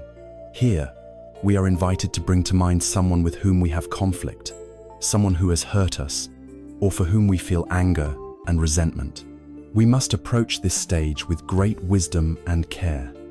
It is crucial to understand that this is not about condoning their harmful actions or forcing ourselves to forgive them before we are ready. This practice is an act of healing for our own heart. It is the recognition that holding on to anger and resentment is a prison, and we are choosing to set ourselves free. We begin by acknowledging the pain they have caused, then seeing them also as a suffering human being, trapped in their own ignorance and pain. We attempt to offer them the phrases of metta. If it is too difficult, we can start with a simple wish. May you be free from the suffering that causes you to harm others. This practice dissolves the poison of hatred in our own heart, not for their sake, but for ours. It is an act of profound courage and self-compassion. Stage 5. Offering loving kindness to all beings. Having worked with these specific individuals, we now allow the feeling of metta to become boundless. We radiate the energy of loving kindness outwards from our heart in all directions. We offer the wishes first to all those in our immediate vicinage or building, our neighborhood. Then we expand it to our city, our country, and our continent. We then include all beings on the planet, all humans, regardless of their background, and all animals, from the largest to the smallest. We extend it to beings in all realms of existence. We send our loving kindness to the north, the south, the east, and the west. We send it below us and above us, until our heart is holding the entire cosmos in a gentle, benevolent embrace. The mind rests in a state of universal, unconditional love. This systematic practice has profound and scientifically documented effects. It reduces feelings of anxiety, depression, and anger. It increases our capacity for positive emotions like joy, gratitude, and hope. It strengthens our social connections and our empathy for others. It literally softens and rewires the heart and mind, making us more resilient, more open, and more joyful. It is the art of tending the garden of the heart, actively planting the seeds of unconditional love until the entire landscape is in full and glorious bloom. This practice of opening and strengthening the heart is not meant to create a naive bubble to protect us from the harsh realities of life. On the contrary, it is a form of deep training that prepares us for them. A heart that is resilient, boundless, and filled with the warmth of unconditional loving kindness is far better equipped to face one of life's most fundamental and often most painful truths, the relentless and unavoidable reality of change and loss. From the boundless heart, we now turn our steady gaze to the universal dance of existence, the great and liberating truth of impermanence. With a heart made spacious and resilient through the practice of loving kindness, we are now prepared to face one of the most profound and fundamental truths of existence. This truth is not a doctrine to be believed, but a reality to be observed, a law so pervasive that it touches everything from the farthest star to the most fleeting thought. It is one of the three great seals of all conditioned things, alongside not self and dissatisfaction. This is the truth of anicca, or impermanence. To understand impermanence is to understand the very nature of life itself. And to learn to live in harmony with it is to unlock the secret of profound and lasting peace. Our instinct is often to recoil from this truth. We are creatures who crave certainty, who build our lives in a desperate search for solid ground. The idea that everything is in a constant state of flux can feel like a threat, a harbinger of loss and decay. But this is a partial view. The path of wisdom invites us to look deeper, to see that impermanence is not a curse, but a neutral and universal law, and that within this law lies a hidden gift of immense beauty and liberation. To begin to understand this, we can turn to one of the most moving stories from the life of the Buddha, the story of a young mother named Kisa Gotami. Kisa Gotami's life was shattered when her only son, a small toddler, fell ill and died. Consumed by a grief so powerful it bordered on madness, she refused to accept his death. She picked up his small, lifeless body and wandered from house to house, begging everyone she met for a medicine that could bring him back. Some mocked her, others pitied her, but no one could help. Finally, a wise man took pity on her and suggested she go see the Buddha, the great physician. She ran to the Buddha, laid her son at his feet, and pleaded with him for a cure. The Buddha looked at her with boundless compassion and said he could help. But first, he told her she must do one thing. She must go into the village and bring back a single mustard seed from a home where no Wanino parent, no child, no spouse, no servant had ever died. Kisa Gotami's heart soared with hope. A mustard seed was such a simple thing to find. She went immediately to the first house and knocked on the door. "The Buddha has sent me," she said, "to fetch a mustard seed to make a medicine for my son. Can you spare one?" "Of course," the woman at the door replied. But as she was about to give her the seed, Kisa Gotami remembered the Buddha's condition. "Has anyone in this house ever died?" she asked. The woman's face fell. "Oh, my dear," she said sadly, "you remind me of my greatest sorrow. I lost my husband just last year, in BA." Kisa Gotami went to the next house, and the next, and the next. The story was always the same. Every family was happy to give her a mustard seed, but every family had known loss. One had lost a parent, another a sibling, another a beloved child. Just like her, she went to every house in the village, and she could not find a single home untouched by death. As the sun began to set, the truth began to dawn in her own heart. She saw that death was not a unique tragedy that had cruelly singled her out. It was a universal condition of life.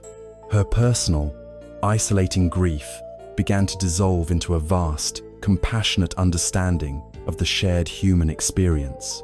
She took the body of her son to the charnel ground, let him go, and returned to the Buddha. But she no longer came seeking medicine for her child. She came seeking wisdom for herself. Kisa Gotami's journey is our journey. We all cling to what we love, and we all suffer when it changes or is lost. The practice of seeing impermanence is the process of walking from house to house in our own lives and seeing this truth everywhere we look. We can see it on the grandest of scales: the turning of the seasons, the slow erosion of mountains, the rise and fall of empires, the birth and death of stars. Nothing in the physical cosmos is static. We can see it more intimately in our own bodies. We look at old photographs and see a face that is no longer ours. Our bodies are constantly aging, wrinkling, changing. Modern science tells us that almost every atom in our body is replaced over the course of a decade. The very cells that constitute our physical form are in a ceaseless dance of birth, life, and death. The body we have today is not the body we had last year. nor is it the one we will have tomorrow. It is a process, not a possession. And most importantly, we can see impermanence in the moment-to-moment flow of our own minds. Through the practice of mindfulness, we can observe our inner world and see that it is nothing but change. A feeling of joy arises. Where does it come from?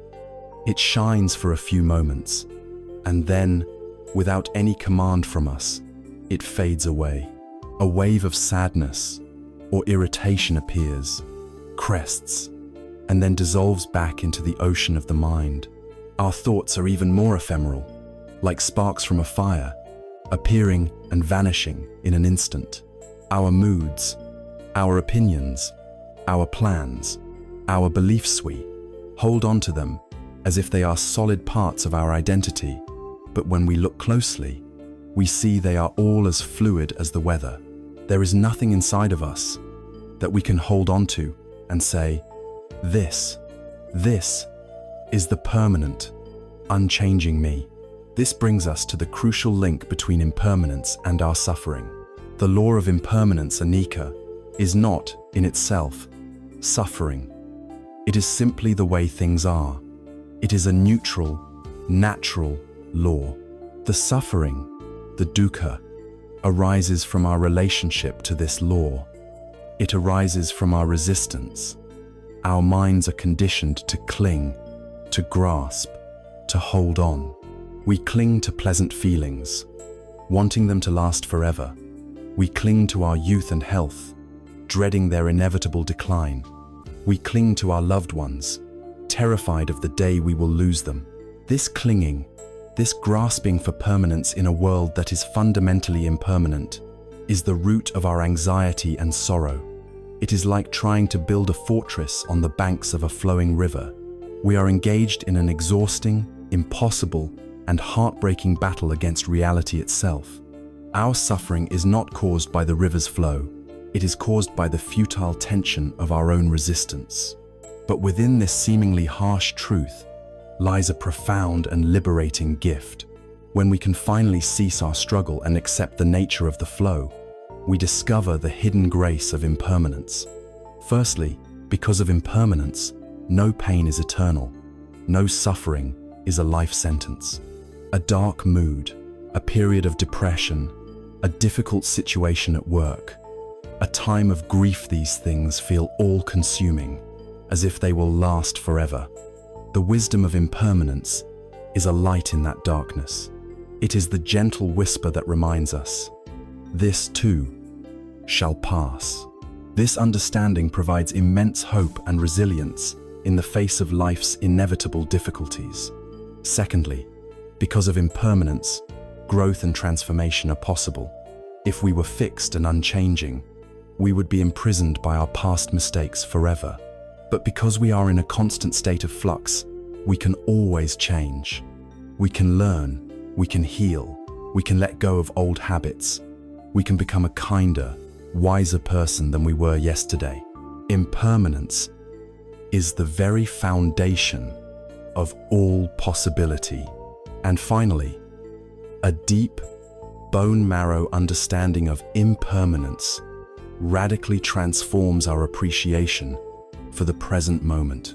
When we truly know that every experience is precious, fleeting, and unrepeatable, we learn to savor it more fully.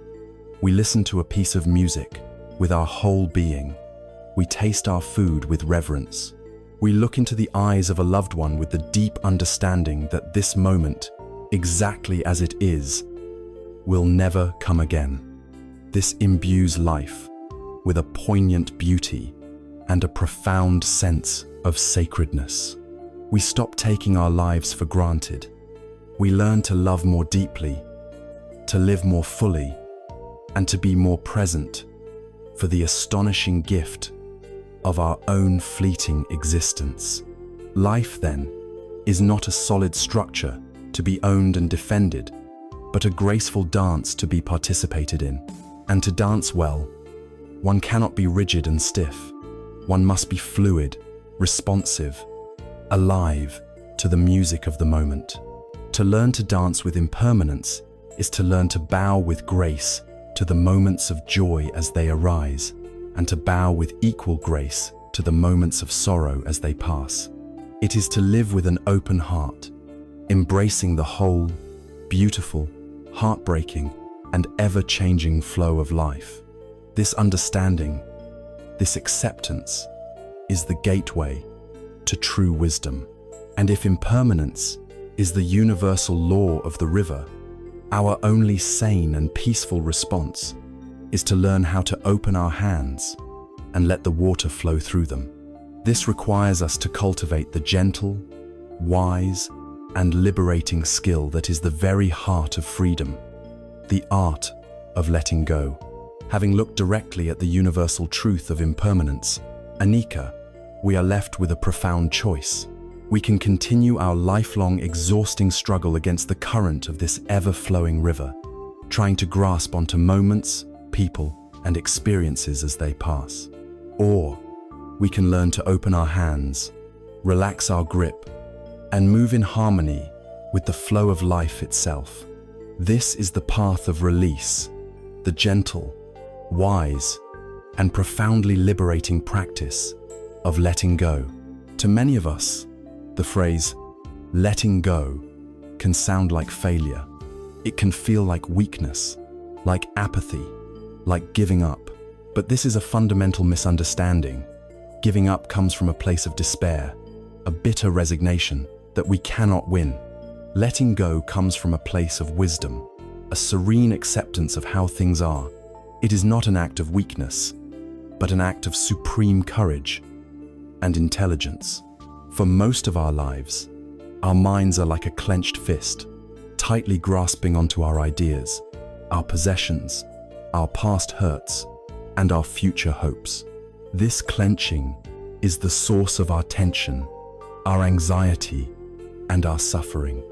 Letting go is the simple, yet revolutionary, act of unclenching that fist and allowing life to be as it is.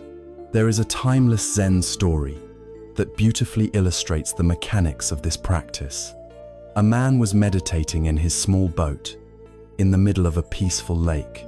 It was a beautiful, misty morning, and he was enjoying the deep silence.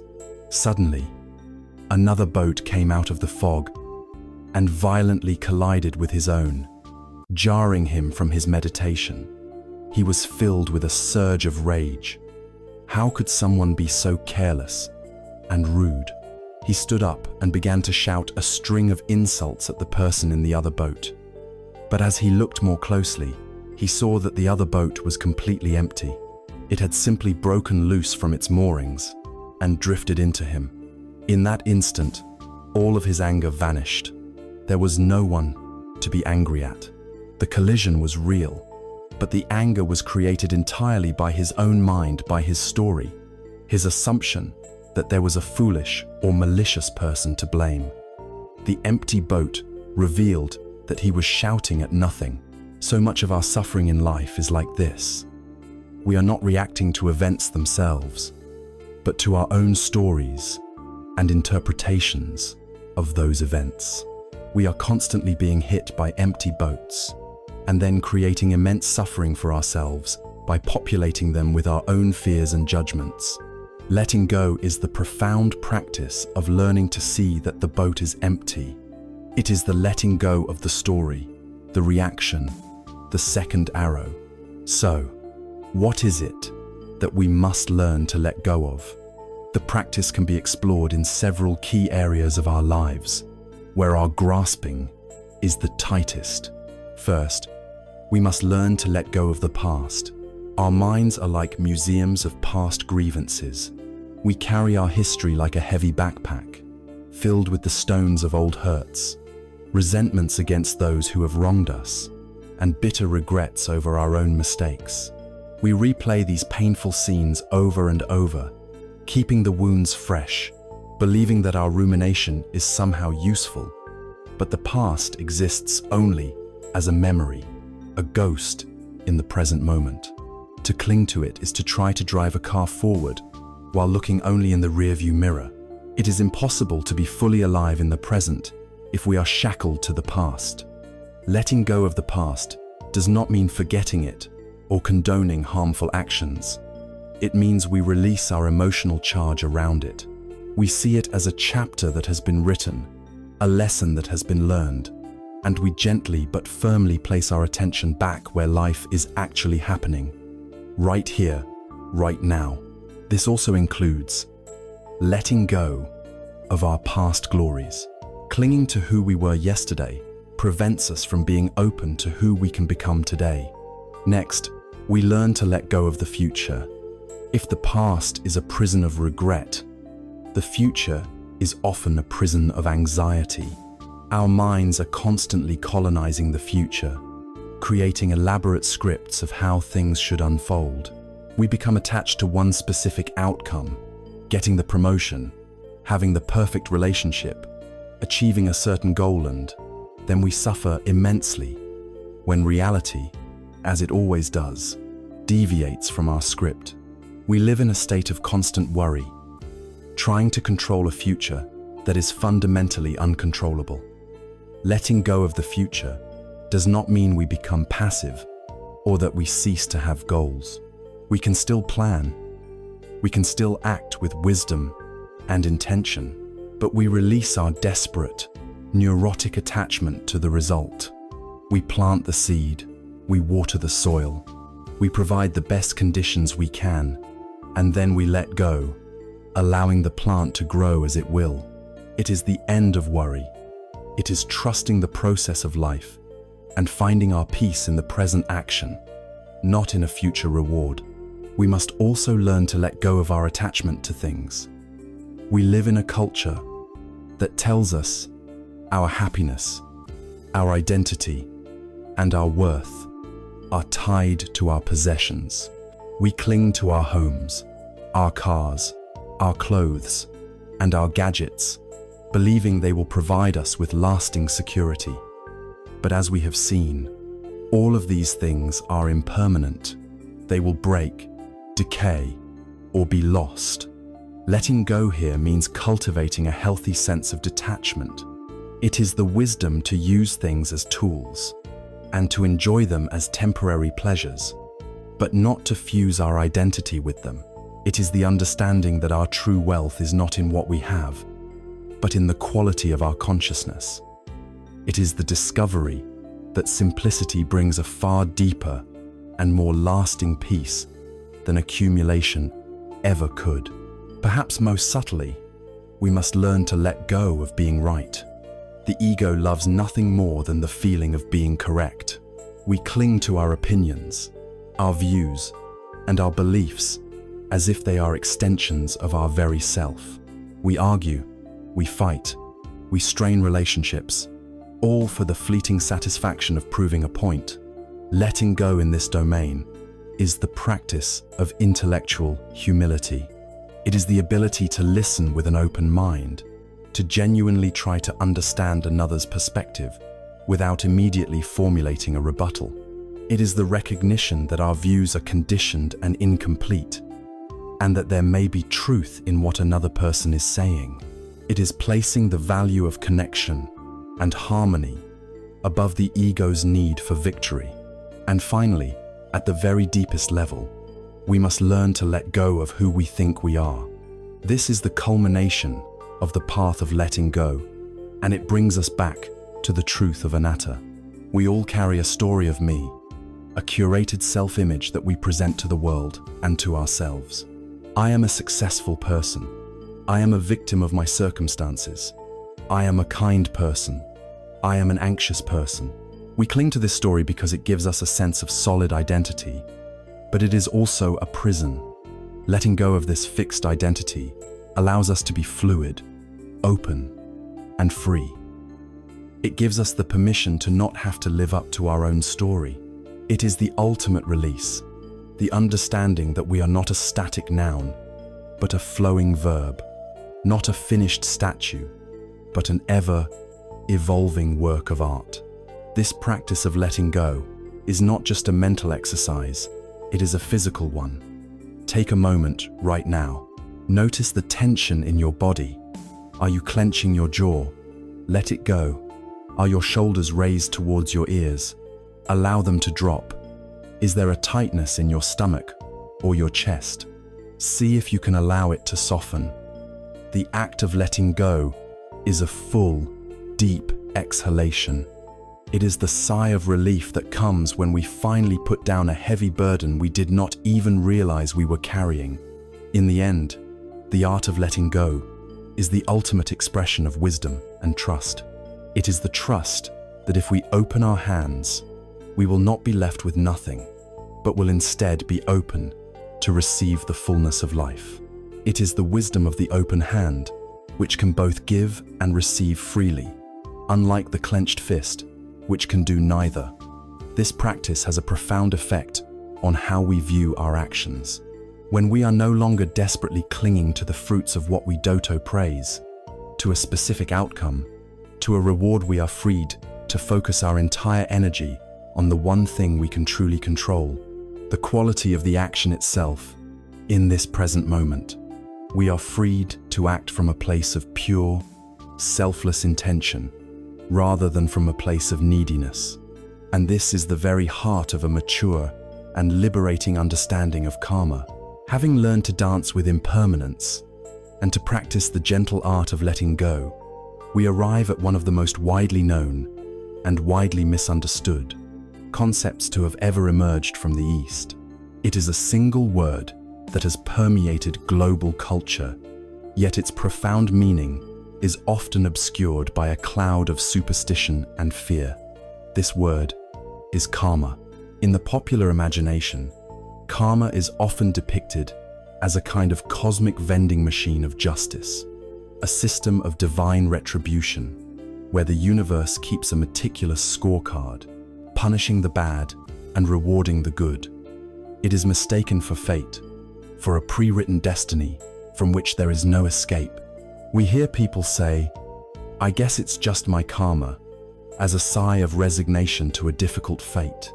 This fatalistic view is not only incorrect, it is the absolute opposite of the Buddha's teaching. The true teaching of karma, or karma, in its original Pali form, is not a doctrine of imprisonment. It is the ultimate key to our own liberation. To understand karma, we must first sweep away these myths. Karma is not fate. If everything were predetermined, the entire Eightfold Path would be pointless. There would be no reason to cultivate kindness, to practice mindfulness, or to live ethically if the script were already written. The Buddha's path is a path of active transformation, which is only possible because our future is not yet fixed. Secondly, karma is not a system of reward and punishment meted out by an external judge, be it a god or the universe itself. The universe is not a moral agent. Karma is an impersonal, natural law, as inescapable and as neutral as gravity. If you release a stone from your hand, it falls to the ground. The stone is not being punished. It is simply experiencing the natural, unavoidable consequence of the law of gravity. In the same way, the law of karma describes the natural consequences that arise from our own actions. So, what is the core of this law? The Buddha defined it with crystalline clarity. It is volition, monks, that I call kamma. Having willed, one acts through body, speech, and mind. The key word here is volition, intention, satana. Karma is not the action itself, but the intention that motivates the action. This is a profound psychological insight. The universe does not judge our deeds. It simply reflects the quality of our heart. Consider this. A person accidentally trips and bumps into you, causing you to spill your coffee. A moment later, another person intentionally shoves you with anger, also causing you to spill your coffee. The external event is the same. The coffee is spilled, but the inner event, the karma, is worlds apart. The first act was unintentional, and so it carries little karmic weight. The second act was born of an intention of ill will, and it is this intention that plants a potent seed in the mind of the person who shoved you, a seed that will inevitably sprout into a bitter fruit of agitation and suffering for them in the future. All of our intentions can be traced back to one of two roots. Unwholesome or unskillful intentions are rooted in what are known as the three poisons: greed, the principle of grasping and craving; hatred, the principle of aversion and ill will; and delusion, the principle of ignorance and confusion. Wholesome or skillful intentions are rooted in their beautiful opposites: generosity and letting go, loving, kindness and compassion, and wisdom and clarity. The law of karma is simple. Intentions rooted in the three poisons will, without exception, lead to suffering. Intentions rooted in their wholesome opposites will, without exception, lead to happiness and peace. The most effective way to understand this process is through the timeless metaphor of the farmer. Our life, and specifically our mind, is the field. Our intentions are the seeds. In every moment, we hold a basket containing all kinds of seeds: seeds of patience, seeds of anger, seeds of generosity, seeds of jealousy, seeds of forgiveness, seeds of resentment. Every single time we act on an intention, every conscious thought we think, every word we speak, every deed we perform, we are taking a seed from that basket and planting it in the field of our mind. The experiences of our life, the very texture of our reality, are the harvest that grows from the seeds we have planted. If we consistently plant seeds of anger, we cannot be surprised when we harvest a life filled with conflict, bitterness, and broken relationships. If we consistently plant seeds of generosity and kindness, we cannot help but harvest a life of connection, friendship, and inner peace. We reap what we sow. This metaphor also helps us understand the complexities of life. We all know of kind people who face terrible hardships, and of cruel people who seem to live lives of ease. If karma is a simple law of cause and effect, how can this be? This is where we must consider the weather. A skillful farmer can prepare the soil perfectly and plant the very best seeds, but she cannot control the weather. There may be a sudden drought, a flood, or a pestilence, external conditions that are outside of her control, which may damage or ruin her crop. In the same way, we live in a world with its own complex conditions and with other beings who are all planting their own seeds. Our life is an interplay between the seeds we plant and the unpredictable weather of the world. The harvest is not always immediate or direct. Some karmic seeds ripen in this very life. Some may lie dormant for a very long time, only sprouting when the right conditions appear, much like a seed that can lie in the desert soil for years, waiting for a single powerful rain. But here is where the teaching becomes so profoundly empowering. While we cannot control the weather, and we cannot change the harvest that is already growing from the seeds we planted in the past, we have absolute 100% control over one thing: which seed we choose to plant in this present moment. This is our freedom. This is our power. No matter how barren the field of our life may seem, no matter how difficult the storm of our current circumstances, the basket of seeds is always in our hands. In this very moment, we can choose to plant a seed of patience. We can choose to plant a seed of forgiveness. We can choose to plant a seed of courage. And that single, wholesome seed, planted today, will begin to change the harvest of our tomorrow. We are not the victims of our past. We are the heirs of our past actions, but we are the authors of our present and future ones. This understanding transforms the Eightfold Path from a set of rules into a manual for skillful farming. Right view is the wisdom that allows us to distinguish a wholesome seed from a weed, Right intention is the conscious choice to pick up the wholesome seed. Right speech, right action, and right livelihood are the skillful arts of planting that seed in the world. And right effort, right mindfulness, and right concentration are the practices of tending our inner garden of consistently watering the flowers of wholesome states and gently removing the weeds of unwholesome ones. When we truly grasp this, the entire orientation of our life shifts. We cease to be a passive victim, waiting to see what karma has in store for us. We become an active, conscious, and responsible creator of our own reality.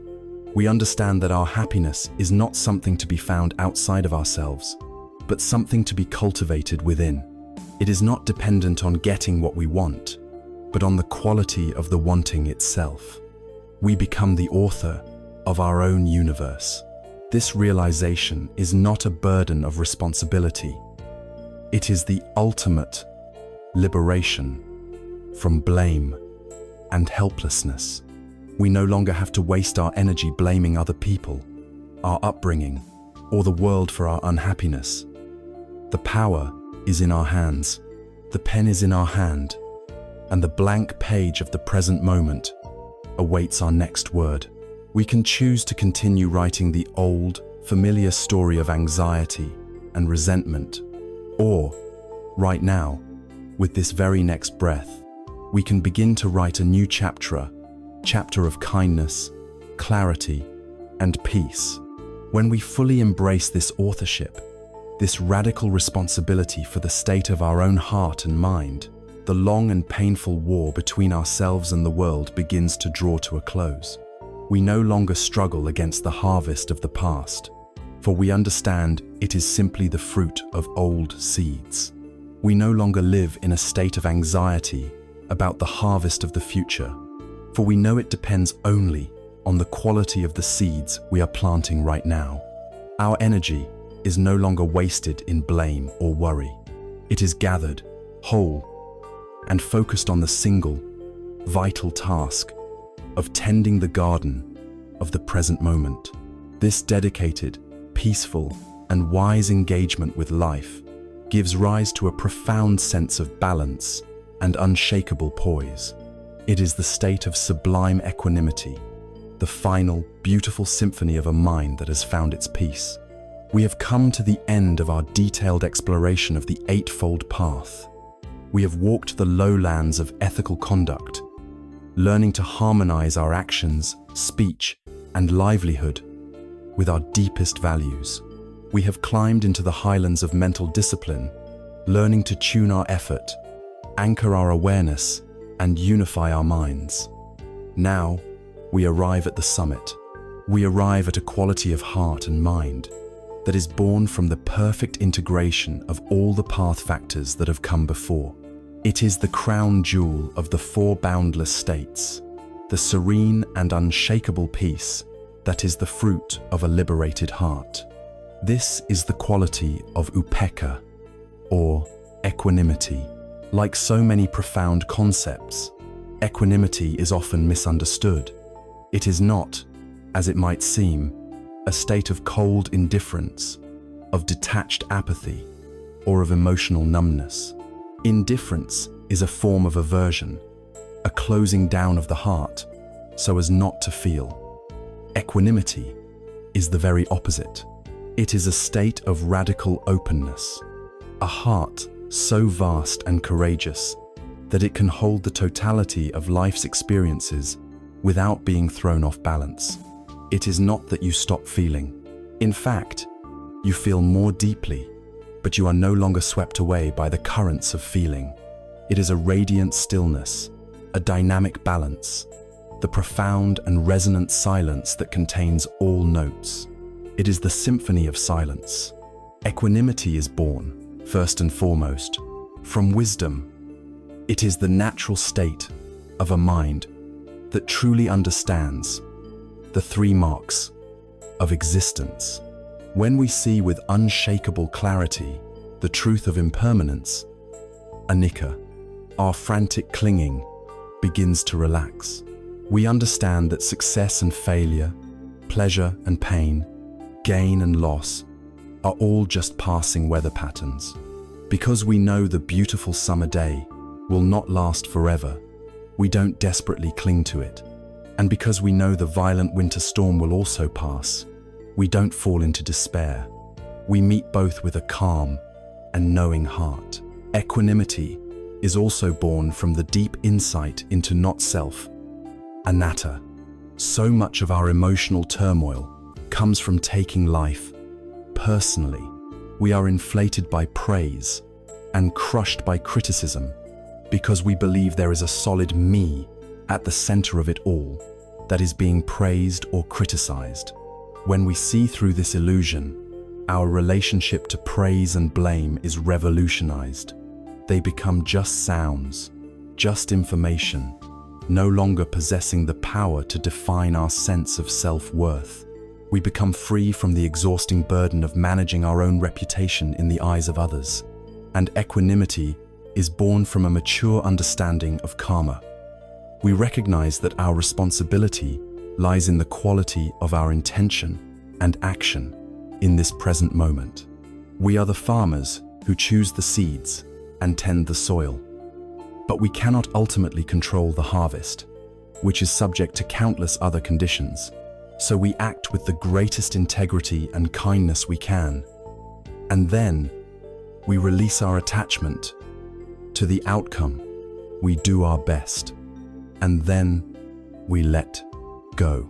This frees us from the anxiety of trying to control the uncontrollable and the bitterness of unmet expectations. This wisdom-born balance is what gives our compassion its strength and endurance. A heart filled with compassion, but lacking equanimity, can be easily overwhelmed by the sheer scale of suffering in the world.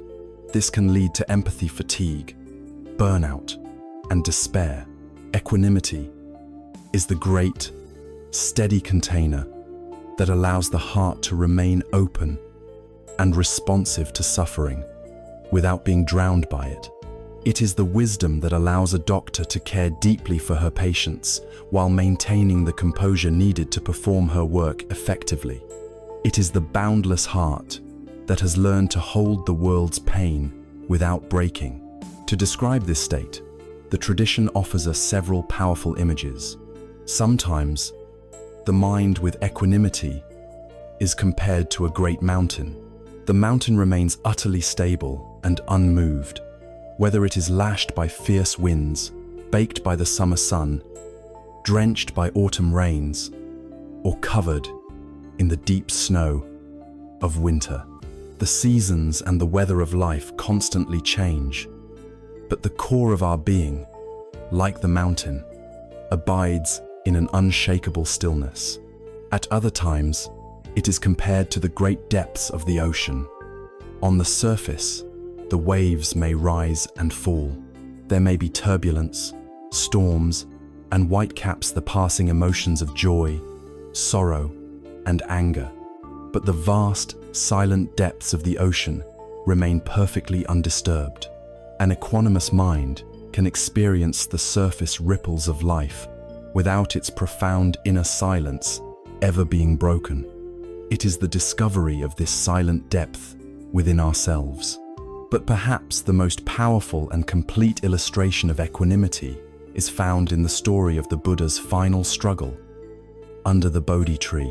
On the night of his enlightenment, as he sat in deep meditation, he was assaulted by the demon Mara, who is the personification of all the forces of ignorance, craving, and fear that bind us to suffering. First, Mara tried to attack with fear. He summoned his hideous demonic armies, who unleashed a terrifying barrage of weapons, fire, and darkness upon the meditating sage. These armies represent all of our fears, our anxieties, our aversions, and our deepest insecurities. The Buddha did not run, nor did he fight back. He did not engage with the armies at all. He simply remained seated, his mind abiding in a state of boundless, loving kindness and unshakable peace. It is said that as the arrows and spears flew towards him, they transformed in mid-air into a shower of fragrant flower petals. The forces of hatred and fear are powerless against a mind that refuses to meet them with hatred and fear. They have nothing to land on. Seeing that fear had failed, Mara tried his other great weapon, desire. He summoned his 3 breathtakingly beautiful daughters, whose names are craving, discontent, and lust. They danced seductively before the Buddha, using all their charms to try and lure his mind back into the world of sensual pleasure and attachment. These daughters represent all of our grasping, our addictions, our subtle and gross desires for worldly pleasure. And again, the Buddha remained perfectly still, simply observing these phenomena as impermanent, conditioned, and empty of any real substance. He was neither drawn towards them nor repulsed by them. He saw them for what they were, and because he did not feed them with his attention or his energy, they too faded away. Finally, in a last desperate attempt, Mara challenged the Buddha's right to even sit on that seat of awakening. "You have not perfected yourself," Mara thundered. "I am the Lord of this world. Who will bear witness to your enlightenment?" At this, the Buddha did not offer a verbal defense. He did not engage in an argument. In a gesture of profound silence, simplicity, and supreme confidence, he simply reached down with his right hand and touched the ground. In that moment, the great earth itself roared like 1,000 thunders, declaring, "I am his witness." The solid ground of reality itself testified on his behalf. At this, Mara and his entire legion vanished, defeated not by force, but by a peace that was so deep, so true, and so unshakable that it was one with the very fabric of existence. This is equanimity. It is the mind that has gone beyond the dualistic struggle of pushing and pulling, of good and bad, of success and failure. It is the mind that rests in what is. It does not need to defend itself, because it has realized there is no separate self to defend. It does not need to grasp at pleasure, because it has found a peace that is not dependent on conditions. It does not need to run from pain, because it has the courage and the space to hold it. It is the symphony of a life where all the instruments of the Eightfold Path or view, our intentions, our speech, our actions, our work, our effort, our mindfulness, and our concentration have finally come to play their part in perfect, resonant harmony.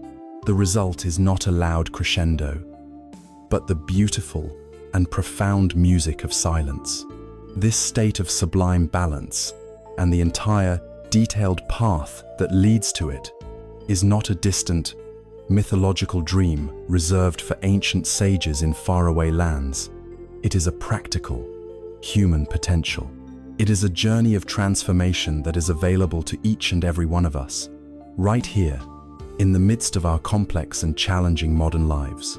Let us now, in our final chapter, draw together all the threads of this incredible journey, from the first honest recognition of our unease to this peaceful shore of awakening, and see how this path can be walked by each of us, starting today, with this very next breath.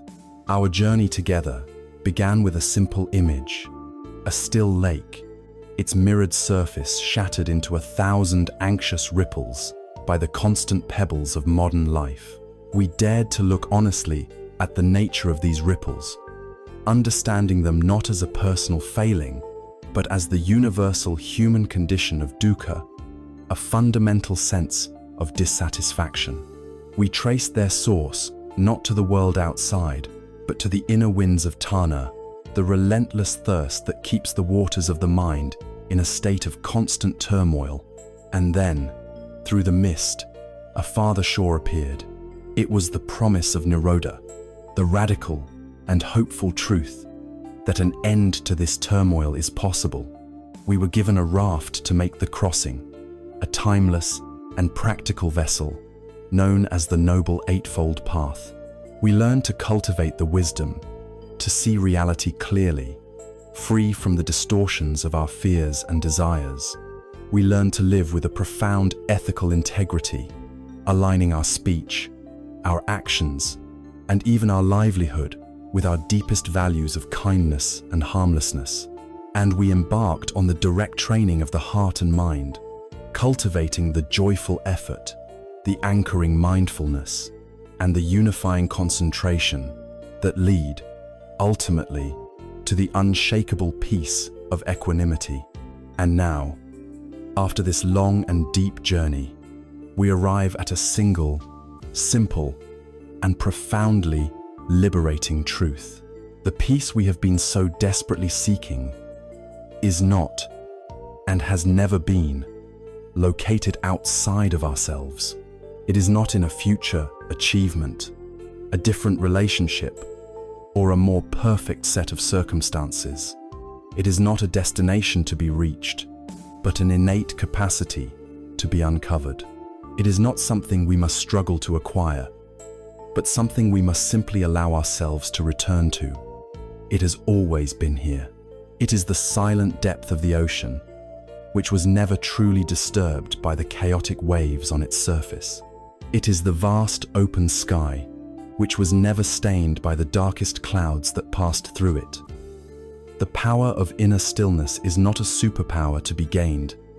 It is your most fundamental nature. The path described in these words does not belong to a book, an ancient tradition, or a teacher. It belongs to you. The tools are now in your hands. The journey forward does not begin with some grand, momentous gesture, but with a single, gentle, and courageous step taken right now. It begins with your very next breath, when you choose to feel it fully, from its beginning to its end. It begins with the next unwholesome thought you notice, and the kind, non-judgmental way you allow it to pass. It begins with the next word you choose to speak with care, the next small action you take that is rooted in love. This is not a path to becoming someone different, someone better, someone holier. It is the path back to the wise, compassionate, and peaceful being you have always been, beneath all the noise and confusion. The stillness is not something you must create. It is simply waiting for you to come home.